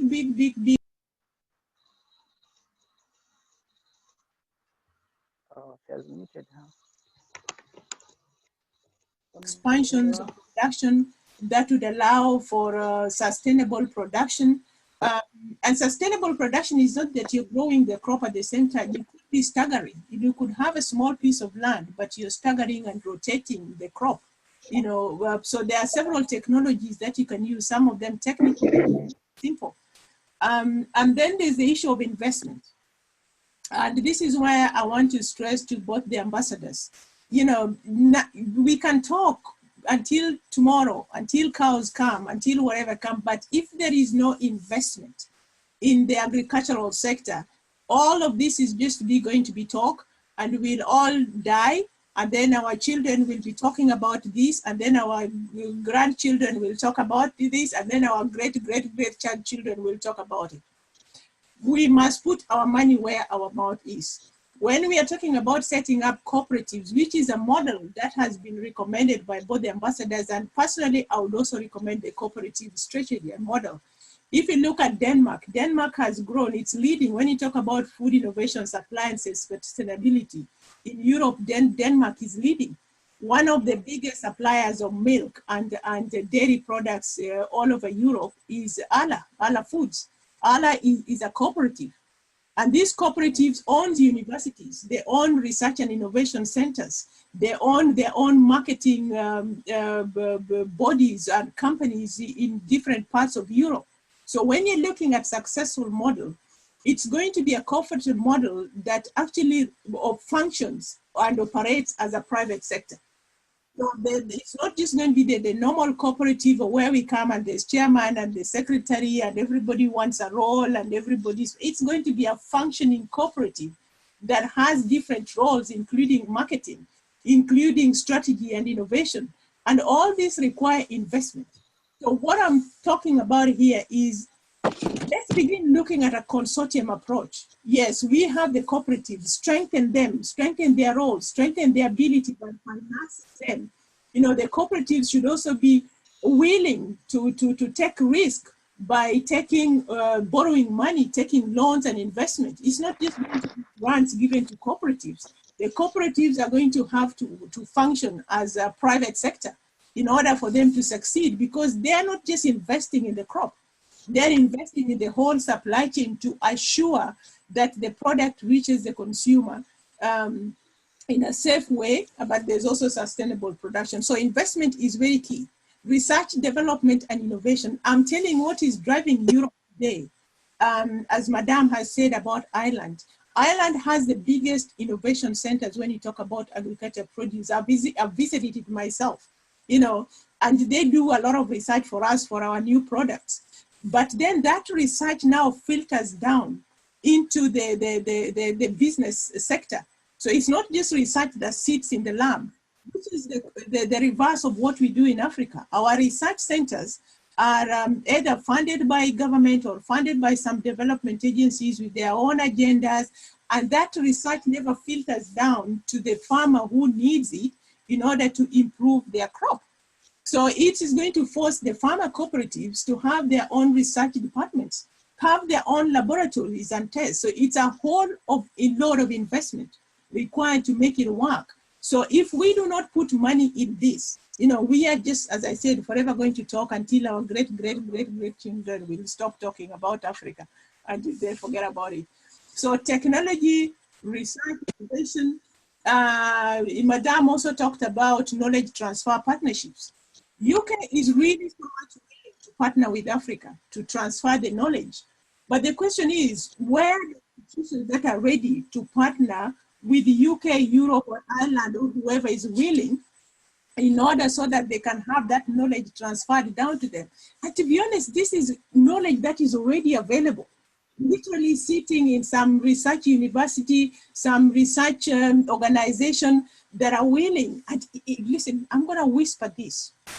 Do you know that a lot of the research in agriculture that is done in Europe is done using African crops? I was in Australia in 2018, and we were in one of the biggest research laboratories, and they were doing research on banana. What do you call it? Matoke banana. And what they're doing is they want a matoke banana that has vitamin C and A, B, so more similar to say, for example, orange fried sweet potatoes. They have a whole research center growing your own matoke banana in Australia. Listen to me. Your matoke banana is going to Australia fortified to make it more nutritious. What they're going to do is, if Africa cannot supply them with this particular crop that they've researched on, they are going to release land and they are going to start growing it, because now they know the ecological conditions that this crop will do well in. They know the health benefits of fortified matoke with vitamin C. They will give money to their own people. They will grow their own bananas and they will eat their own matoke bananas, which does not come from Uganda. And so if Uganda does not get its act right, it will reach a time when your matoke will not have a market, because they have their own market in Australia for your very own matoke that they came and did research on. So do you understand where I'm coming from? And I hope you can hear the frustration in my voice. You know, I do a lot of research at the university at academic level, and it pains me to see how much of African crops are used for research and how much of this knowledge is lying there unutilized. Because nobody is coming forward to say, can we use what you've already researched on, you know, and come and apply it.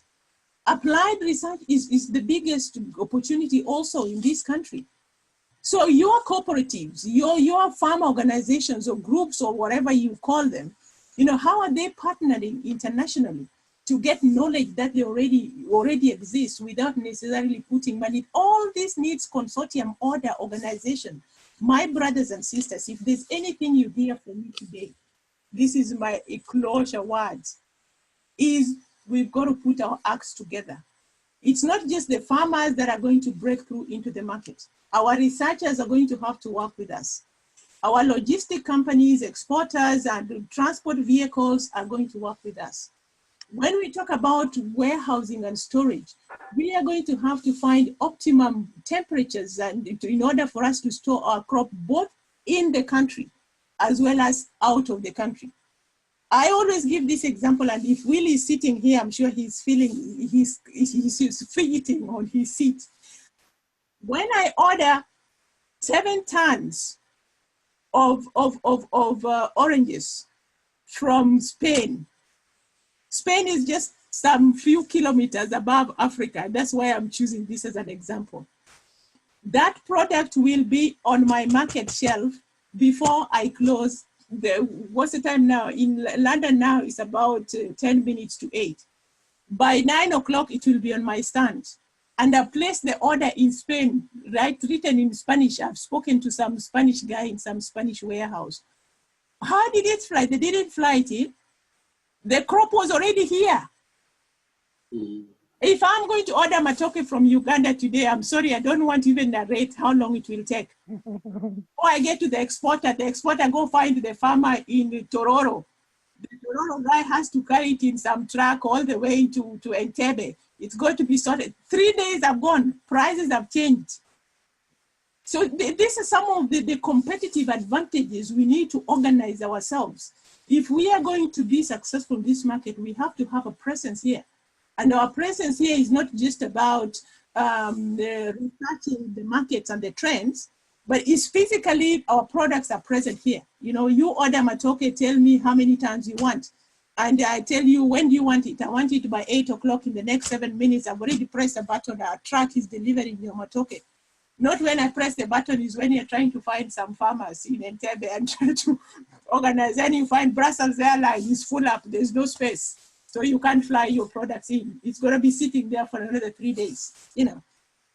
So it's organizing ourselves, and this requires investments. I'm sorry to have to say this to you, but we've got to put money in it. And I know somebody said, oh, what can you buy from us? I'm putting money where I think I can also mitigate my risk. If you talked to me 10 years ago, I was so socially impact oriented. I wanted to help everyone. And I realized that it's not going to happen. You know, because as an investor, you begin to think of return on investment. You don't want to be losing your money training a group of farmers who will do one thing when you're there, and then tomorrow the cooperative is doing something else for another USAID agency, and you're going back there and there's no crop. You've invested money in training ethics, you know, of how to do business, due diligence. These are things that we lack. You know, but in the forum, somebody talked about, you know, losing a contract because of due diligence and ethics. You know, you promise to do something and you know that you can work hard really to do it, you know, but we decide that, oh, after all, we'll make excuse that it's seasonal. You know, there was too much rain, like now it's raining in Kenya, there's floods, and who cares? My son goes to Tesco, he wants strawberries. He doesn't care whether it was raining in South Africa and there are no bridges. He just wants to go there and find strawberries on that shelf. The buyer for strawberries is only going to buy from the person who has committed to make sure that strawberries on that shelf. Whether there is, you know, that black cloud that stopped planes from flying many years ago. Can you remember the volcanic ash? You know how many people lost their contracts with the Tesco's of this world? They don't care whether there's volcanic ash and the planes can't fly. They're not expecting you to be harvesting your strawberry and trying to fish it across here. They're expecting your strawberry to be some few kilometers away from a central distribution system. So you must come to this market and understand how does this market operate? What sort of efficiencies do they assume? You know, every day we see white men, they come for tourism and we think, oh, these people are really efficient. They do things.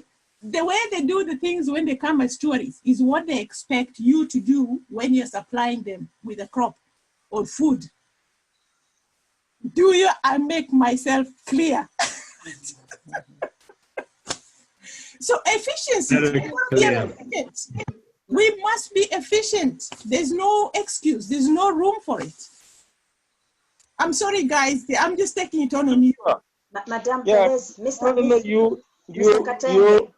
Yes.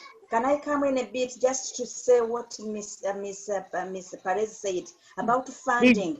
I heard that I was going to mention about funding because if we are looking at agriculture, we need to see that our farmers they have access to funding. But I think there are ways. Maybe this is another day's talk. We need to plan and organize. How can we bring this as a well organized, as Perez says? We need to organize and find out where can we. The government might not do on its own, but we need to find out. There is a lot of funding around Europe, which is looking at farmers. But how can we access that? How can a cooperative in Uganda access the funding from Ireland to support them, and actually they reach that value, that quality of a product? So we need, I think, another day's discussion, because Ireland, to reach where we are, it was the funding that came from Europe. And then that is just a story now to talk about funding. That is correct. I agree with you that we need to talk about funding. Funding and financing, you know, both, you know, whether grants or majorly just as investment where the investor expects a return on investment. And there's more where they expect a return than opposed to where they're just putting the money as grant. The question is what assurance do we have to give them to even get them interested? You know, where you live in Ireland, just across in Gazi Island, this is where the monies of Europe is. And I meet a lot of people who say, you said, I used to think of Africa, but the challenges of investing in Africa are many. It's not just the cooperative. Let me give you another example. The issue of sustainable energy. If we are going to talk about technologies, we are talking about freezing, for example, freezing avocados. We are talking about temperature control so that we are able to ship the produce instead of air freight. Why do we air freight? Because we want to get here in the shortest time possible. If we are going to go by sea, instead of the crop being on air for 8 hours or 7 hours, it's going to be free for 28 days. You need technology, you need banking, you know, and all these are going to cost money. Who are we going to interest to put their money in it and guarantee that there's going to be a return? No investor wants to just put their money, you know, to lose it. The ones that give us money in the name of grants have their own agendas. And that is why all the monies that we get from USIU, USAID, or whatever it is, they have their own, what they want to achieve, their own outcomes, expectations, and everything. So when they come, you're only doing what they want to do. But you are sitting there as a farmer, you saying, I want to do this. So they say, I want to develop standards. I want to build warehouses. I want to empower my community to have an effective cooperative organization. They might not have the money for putting in an effective cooperative organization. They might have a grant for you to go and grow apples or instead of growing pineapples.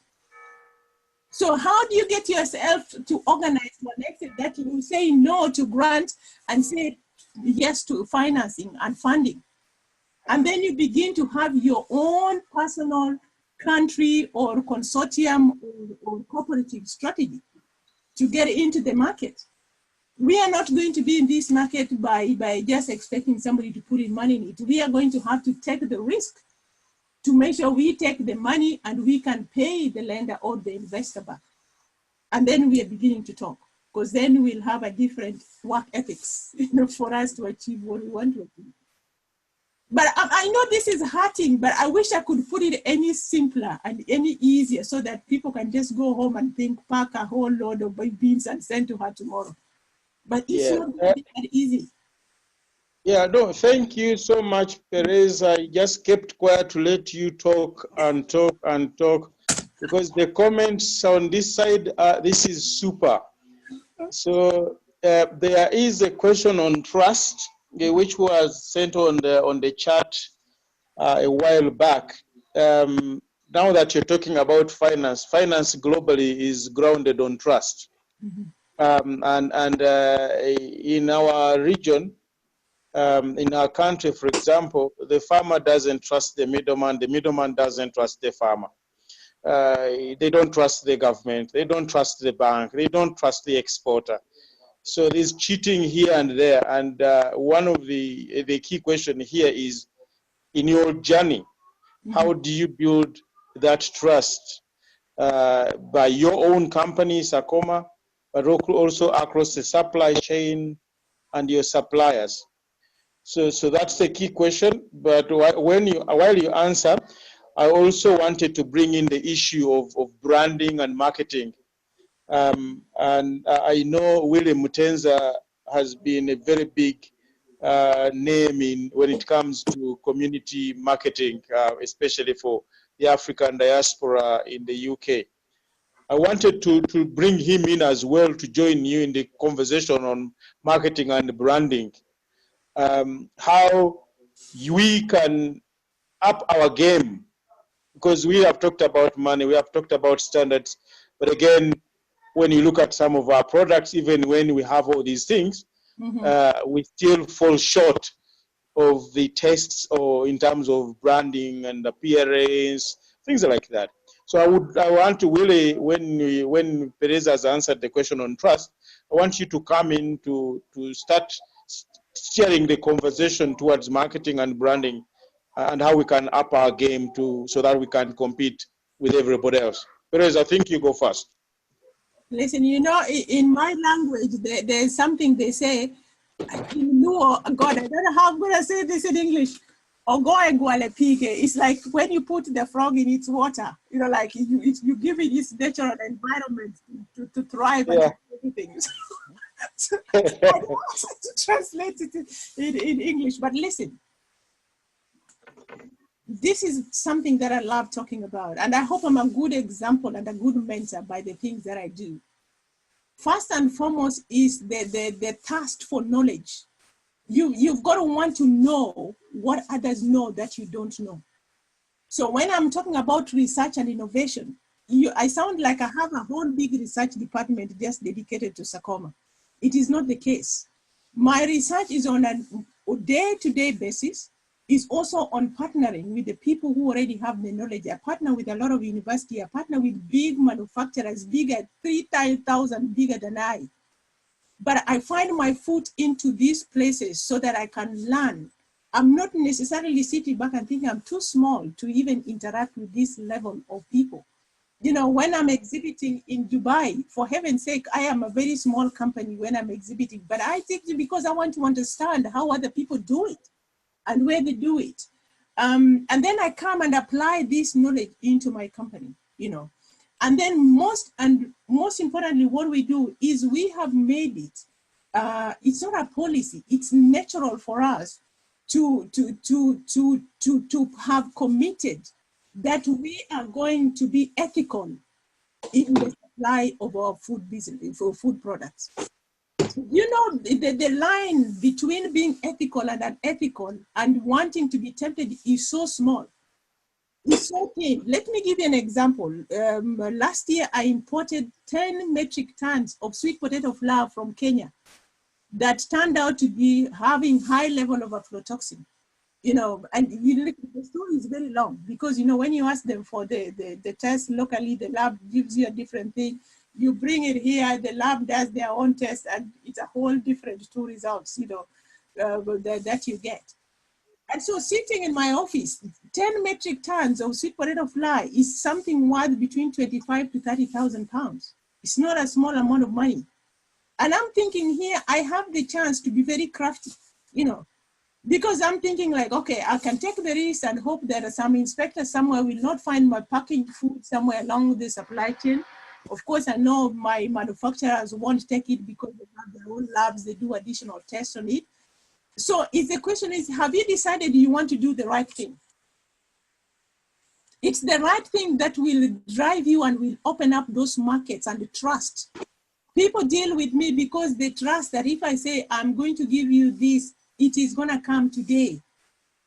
You know, if we say, okay, we're gonna have some 20 metric tons of matoke, you know, supplied to Costco, for example, are we going to do everything we can, even if it means that we are going to lose money? It's not always about profitability. You might operate below profits for the next 5, 3, or even 4 years, just breaking even or even making losses. But you're building that trust. You're building that relationship, not just with one group of people, but all the people who want to help you, the people who want to give you knowledge. Do you know that one word from a trusted individual can open a whole market for you? You know, I have some of my Indian friends, you know, the people, when you talk about, say, for example, our chef ambassadors, you know, they just give you a number and say, go to Whole Foods and say, I sent you. Why would they give me a number of somebody that they know is going to do exactly what they said when I turn up there? Because they trust me. So can we build this issue of trust in the whole strategy of what we are doing? You know, so if we don't trust one another, let's not try to work together because it's pointless.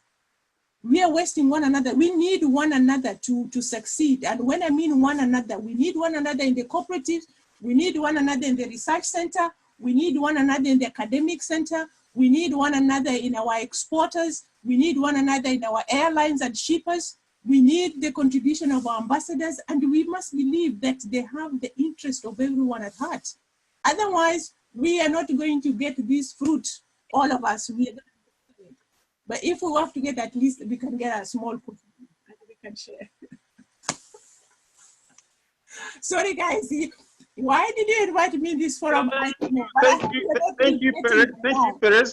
Really, are you available? Let's switch to branding and marketing. Perez, I love the branding of your products, but as you know, really for decades has been talking about branding. We want to hear from you, Willie, about branding and marketing and some of the products that you currently see in the markets that you think you can easily do as Ugandans. Yes, just give me a moment. I'm just trying to start my camera here because I wanted to show you something. I think.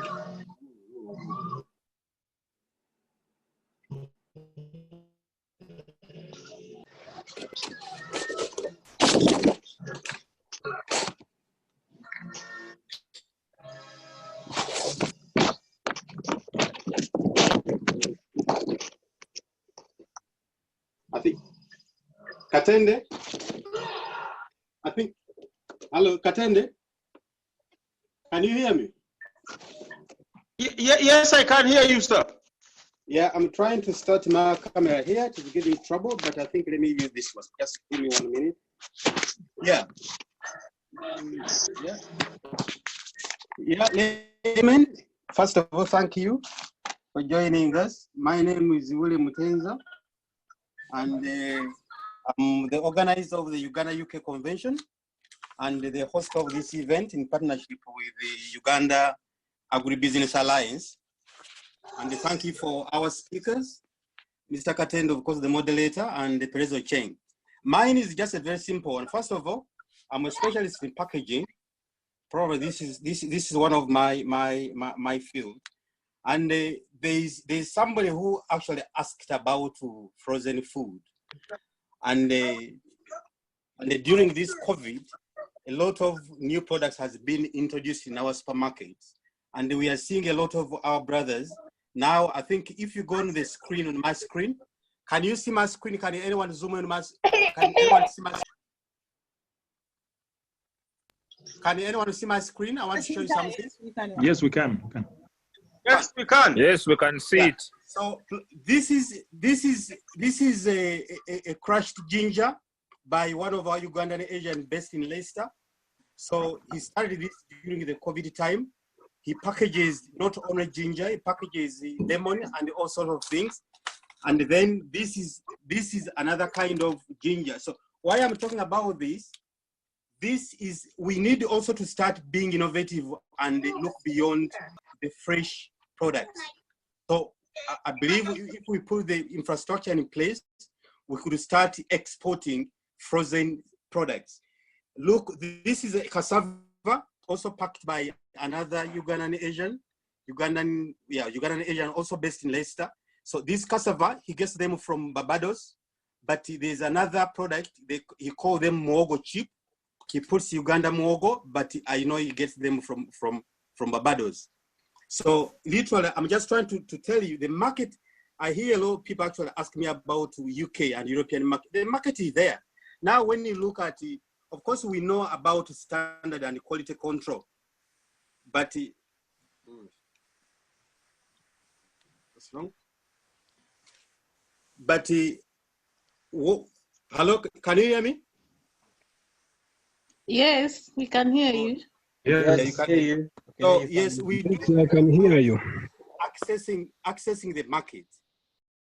The markets actually they are there, because I remember when Ghana, I think Dr. Mugasi is on the meeting. I hosted him from Uganda and a few ministers. I think Prezi, you were there.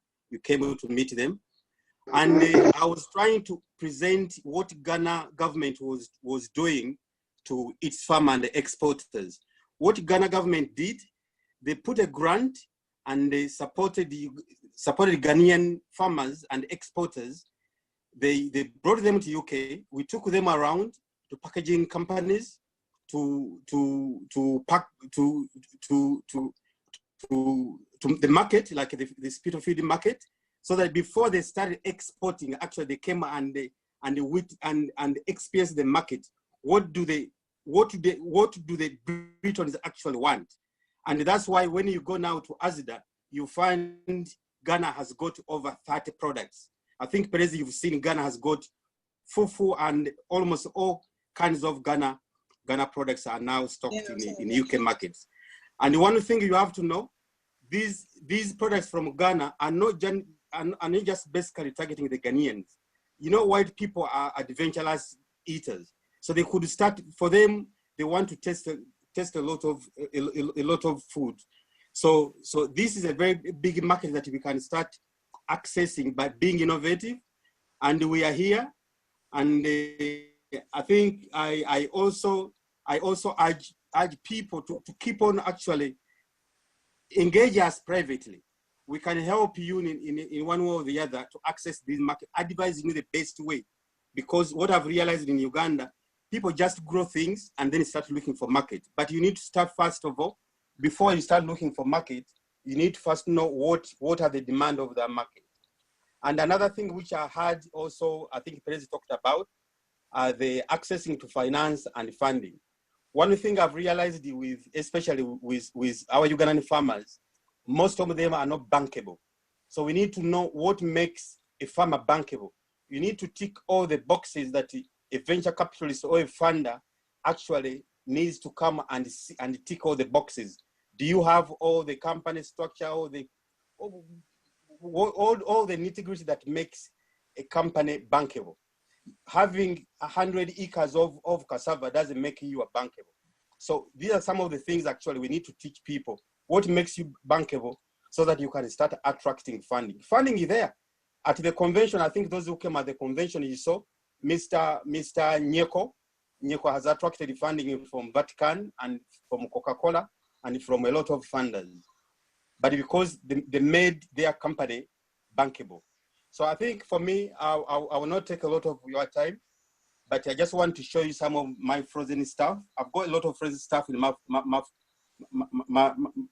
my freezer, and most of these products are imported or packaged here by our Ugandan Asians. So we need also to start taking advantage of these markets and take advantage of our being here, because actually we are hosting some of these meetings, not because we are farmers, but because we want to give back.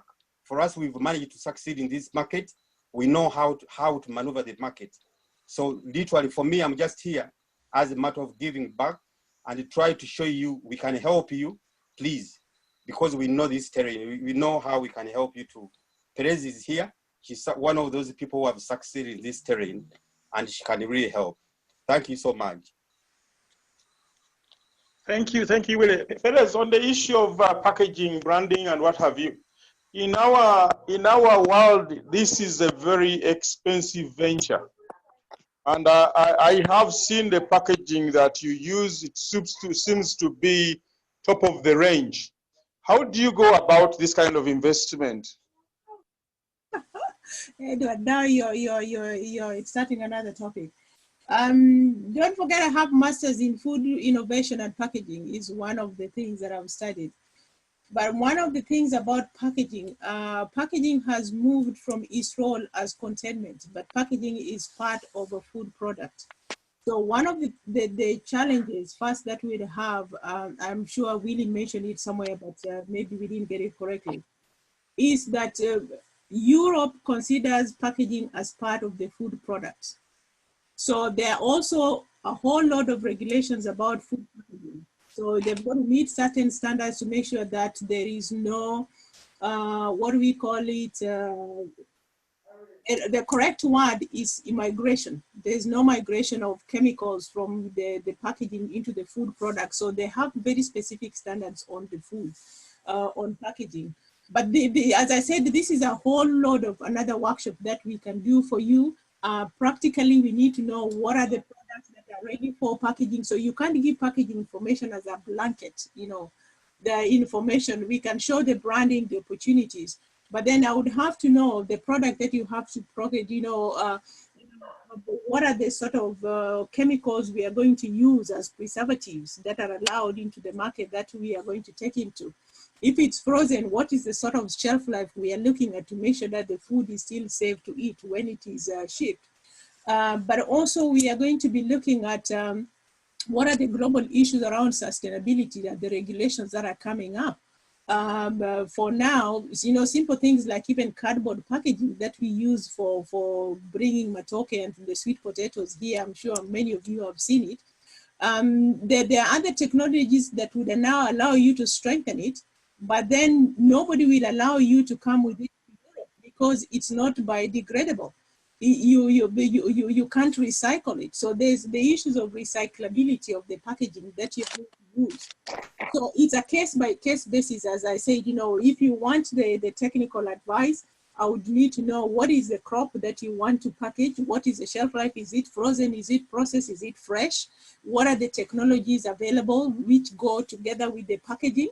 You know, there's packaging, but there's also another technology that either adds things like carbon nitrate into the product, or what is called modified atmospheric packaging that creates like a natural environment in the packaging. But before we even go on to the big packaging technologies, the question is the availability of power, electricity, that is going to enable you to use some of these packaging. 99% of the technologies you're going to use for frozen foods will require some sort of consistent energy. And the last thing you want to get into a frozen food energy business, a frozen food business without sustainable supply of energy.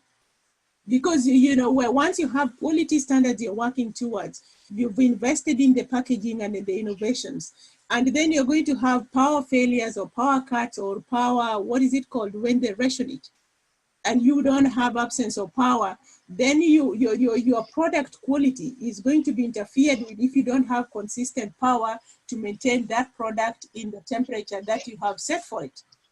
And then you ship the product all the way to Europe. And just like they do with fresh produce, there are all sorts of standards at port of entries as well. So the question is, what are the other alternatives available for you to be able to package those frozen food products, for example, and still get into this market? And these are the discussions we should now be having, either individually or as groups of people that feel we are ready for this stage of innovation, or we want advice to put the systems in place. And then of course prioritizing. Do you want packaging? Do you want crop development? Do you want logistics? Do you want warehousing? Because even that packaging will require a warehousing system. You know, where you store it, where you label it, to meet all the requirements. So I think that there's room for so many other conversations we need to have. And as we said, we are here in the market, myself and Willie. At Sakoma, you know, we are glad to help, to share our knowledge, or to charge for it if we need to. But we have a wealth of knowledge. At the moment, I don't know if we were to charge for what we've done today in terms of knowledge transfer, as Madame Sylvia said, I'm sure we'll be getting you a very large invoice. But take advantage when you have people like us in the market. A time is coming when the next generation is not going to be interested. They would not be sitting here talking to you about what they know. So whilst you still have us here, you know, and we have the interest of our countries at heart, and we want to share the knowledge, because at the end of the day, you want to look back and say, how many people did you help to lift back with the knowledge you have? Knowledge shared is really important, you know, again. So I would encourage ourselves to get organized. We've started this group. Let something come out of it. I hate to be a talking shop, you know, where we come, we talk, and then we need to, Edward, please come out with some action points. Are we going to focus on packaging? Are we going to focus on fresh produce and mobilizing the farmers? Or are we going to do the finance? What are we going to do to make sure that something comes out of it? I hate to be called to this forum again and just talk, you know. So the help is here. We've got the network. We've got all the linkages, whether it's with financial institutions or with investors, or whether it's with the knowledge transfer universities, whether it is you just coming here to visit and to see what we are talking about, whether it is us coming to you, to Uganda, to do demonstration, to begin to assess where do we start from, you know, it's where do we start from, who do we start with, you know, and then make some progress. So another year down the line, we will look back and say it was worth all it. So there's, as I said, there's a whole lot of topics, but let's narrow down to the specifics of what are the priorities to kickstart that journey to exporting to Europe? Perez, thank you so much. I think we are now nearing the end of our meeting. I like you are saying, we have a number of topics to consider. But for those that are just joining us, we've been here for over almost 2.5 hours. Yeah. And time flies when you don't realize that time is flying when you're actually enjoying yourself. It's actually coming to almost 2.5 hours. But we as Uganda Agribusiness Alliance and Uganda UK Convention, this partnership is actually about talking. It would mean business. And we want to see both capital, Ugandan diaspora capital, coming to the Ugandan agri-food industry, but also the skills and knowledge to come and empower our people. But as we close, Perez, I want to ask. Mr. Katende, yes. Before you close, I have here Dr. Stephen. He's a Ugandan, been working with NARO, and he's on forum here. He's actually helping me a lot to bring all the avenues here in Ireland to take them to Uganda, and he's online. I wonder whether you can give him a 1 minute. I don't know what he can say, but he started his PhD here in Ireland 5 years ago. He went back to Uganda, but Ireland called him back to help them with some work here. He'll be going back to Uganda. He has a lot of knowledge for us, for Uganda, and for the country. I wonder, do you have a minute to put him on? Or it can be another day. Yeah, I could also ask specific questions. I know it is very good that Stephen, you're in Ireland, and I am extremely impressed with the model at Chagski on research and development. What is it that you have picked? I like things like genomics and the models that have come up with, especially on the dairy and beef sector. What is it that Stephen, as a Ugandan who has worked in NARO and you're now in Ireland, you see these things. What is it that you think we can do together to get even to half of what Irish agri-food industry is, especially in terms of research and development? Hello, is he on? Is he on? Hello, Stephen, are you there? Yes, please. So you hear me now? Okay, yeah, we can. Yeah, thank you very much. And I was shocked. I didn't know this meeting, but Sylvia kept on saying, join the meeting. And I'm glad to be in this meeting. I didn't know. I've just come on. I've been doing some few things and I was tired. But the few things I've had, I think it's a great initiative. I think it's good. That is going to help most of our farmers and businesses in Africa. I think it's very nice. But one thing, I'm going to summarize that over time, the last speaker, this lady was called who? She had interesting things to say. But one thing is that if we don't look at holistic things in terms of that business, that we have knowledge of the technologies, that we have the knowledge of the market, that we have the knowledge of all those brought together. What Chagas actually, I visited, while I was here, I had the chance to work with Chagas a bit. But you see what they do, most of the issues that we have in Africa are the standards. And because we are not stable, we keep on jumping on this business and on the other business. Now, when someone sees that you are doing a lot of work here, you are exporting, you are doing what, and then they also want to join and export, but without knowing that there are issues that are needed. So maybe as this group, knowledge-based production and processing for export is very important. And that's what I've seen with Chagas, that they use this model. which also narrow can also come in. Actually, there is a food biosciences and agribusiness, and also Makere, there is also food science. They can also help in terms of making or putting together the standards for those want to export. But my whole issue is that can you organize and physically be there and have meet those who want to do the export market, so that maybe you have a lot of time to go through the standards, and then you also if for instance like Uganda, also need to come together with the Uganda National Bureau of Standards and also the Uganda Industrial Research Institute and also NARO and Makere, I think, and that would be enough. So like here, what currently I'm doing, they called me to, you know, there's this dairy processing technology.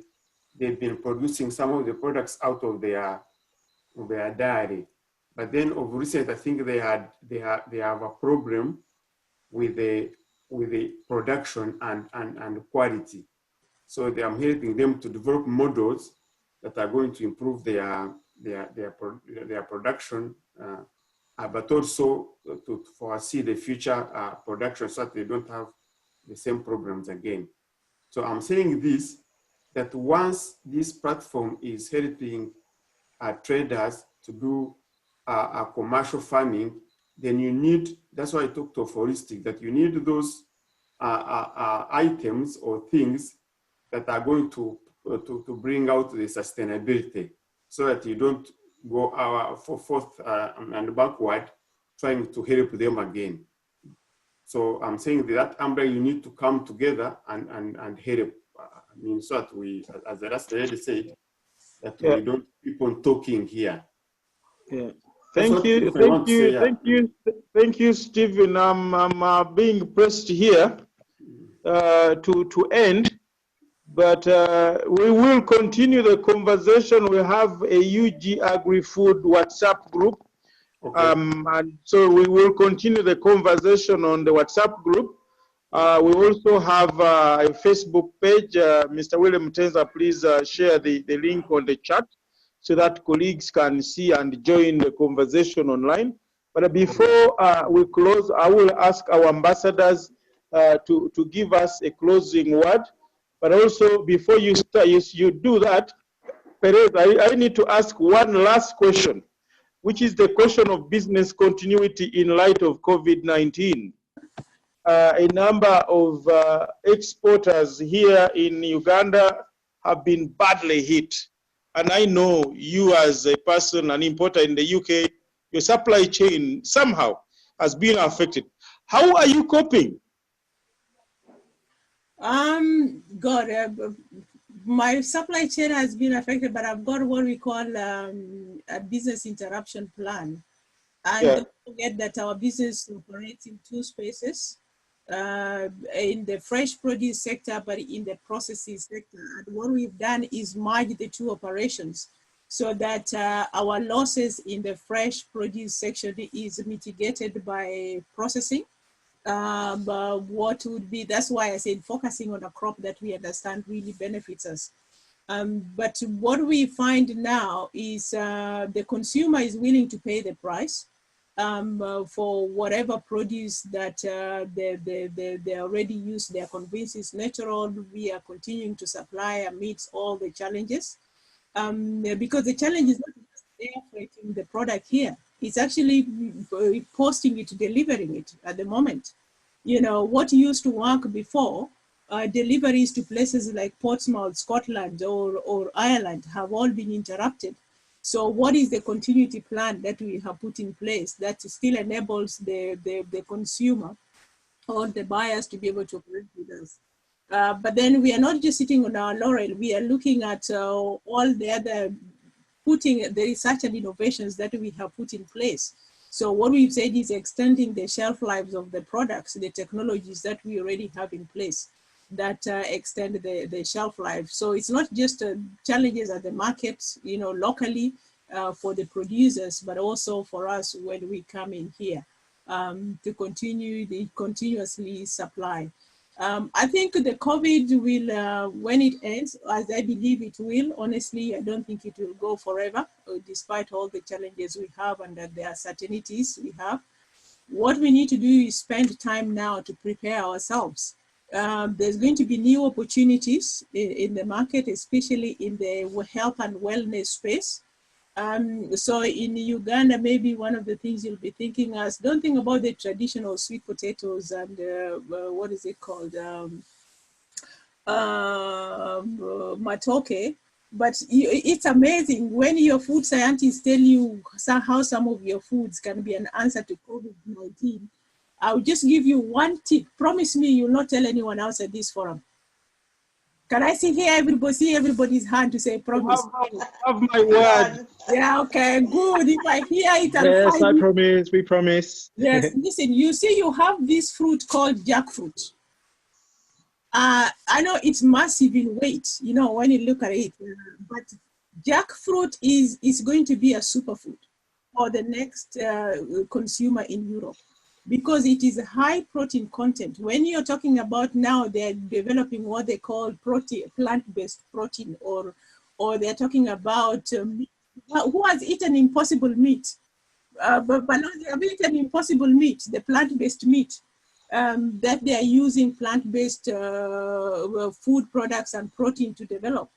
Jackfruit has a high content of protein, and this crop is going to be on demand like no one's business. If you can make sure that you grow this crop or harvest and package it and bring it into this market, because the consumer already knows the health benefit of it, and there's going to be a scramble of it.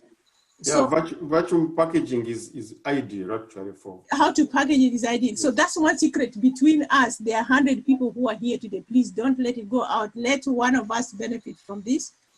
And then I can give you future tips on the trends of what other crops that are going to be demanded. And you can just get yourself ready. And by September, we will find that we are servicing a whole new market space.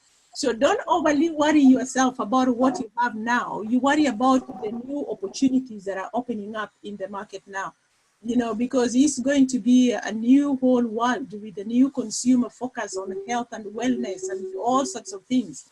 And you want to be in that space for now that you're in this forum. Thank you. Our ambassadors, your closing remarks within 1 minute. Yeah, thank you so much. Sylvia, I want to go first. Can you go let first, me please? go first, and the ambassador, you close, please. Okay. Yeah, my last bit, just I would love to see that we work together, because working together is going to bring all our energies as a group. If it's a cooperative, I can't emphasize that enough. This is our time as Africa, where that COVID hasn't reached to what has happened in Europe or America. Let's use this time to plan, to see where the investments are and where the funding is, to come and support us. But I think the funding or the investment will support us as a group, as a cooperative, will produce more than an individual. Except if we have, it's a big business there, that's fine. But as local farmers, I've been to so many rural farmers. I've done my PhD with rural farmers, and actually already the university is looking for funding to support my work, to take it to Uganda and work with rural farmers, but as groups, as cooperatives. And that's what I can say. Thank you very much, Ambassador John. Yeah, thank you, Mr. Katende. Once again, I would like to highly appreciate you, Mr. Mutenza, and of course, Madam Ocheng. I think this has been a very useful, very fruitful forum. I think going forward, our work is cut out for us. The Uganda agribusiness team, Mr. Katende, I think there is a lot of homework to do in terms of organizing the producers and making sure that all these things that we talked about are put into action, the challenges notwithstanding. And of course, on this other side in the UK and of course Ireland, we have people who have the expertise. Mr. Mutenza has just pointed out how they can be helpful, and as the High Commission, we are always open to advise, to provide information, even market survey, and these are things that we are doing together with Uganda Export Promotion Board. But we would like to link more with the people who are doing the production on the ground. And whenever we can assist, we are happy to do so, and that's why we are here. Once again, thank you so much for all the contributions from the participants. I think this has been a wonderful Zoom discussion. Thank you. Thank you very much, Ambassador John. This meeting has been brought to you by Uganda-UK Convention and Uganda Agribusiness Alliance. But before I invite Mr. Mutenza on as one of the organizers, Perez, we want to say thank you so much for sparing a lot of time and selflessly share with us your experience and what you know, and we want to bank on you in the spirit of East Africa to continue hosting you. And of course, we are the number of topics that are emerging from this discussion where people are asking for more time and more explanation. So when we call on you again, I know you will say yes, but we want to thank you so much in the Ugandan way. Normally we could hug you, but you're very far and we are social distancing. But perhaps we can clap for you. That's the least we can do for now.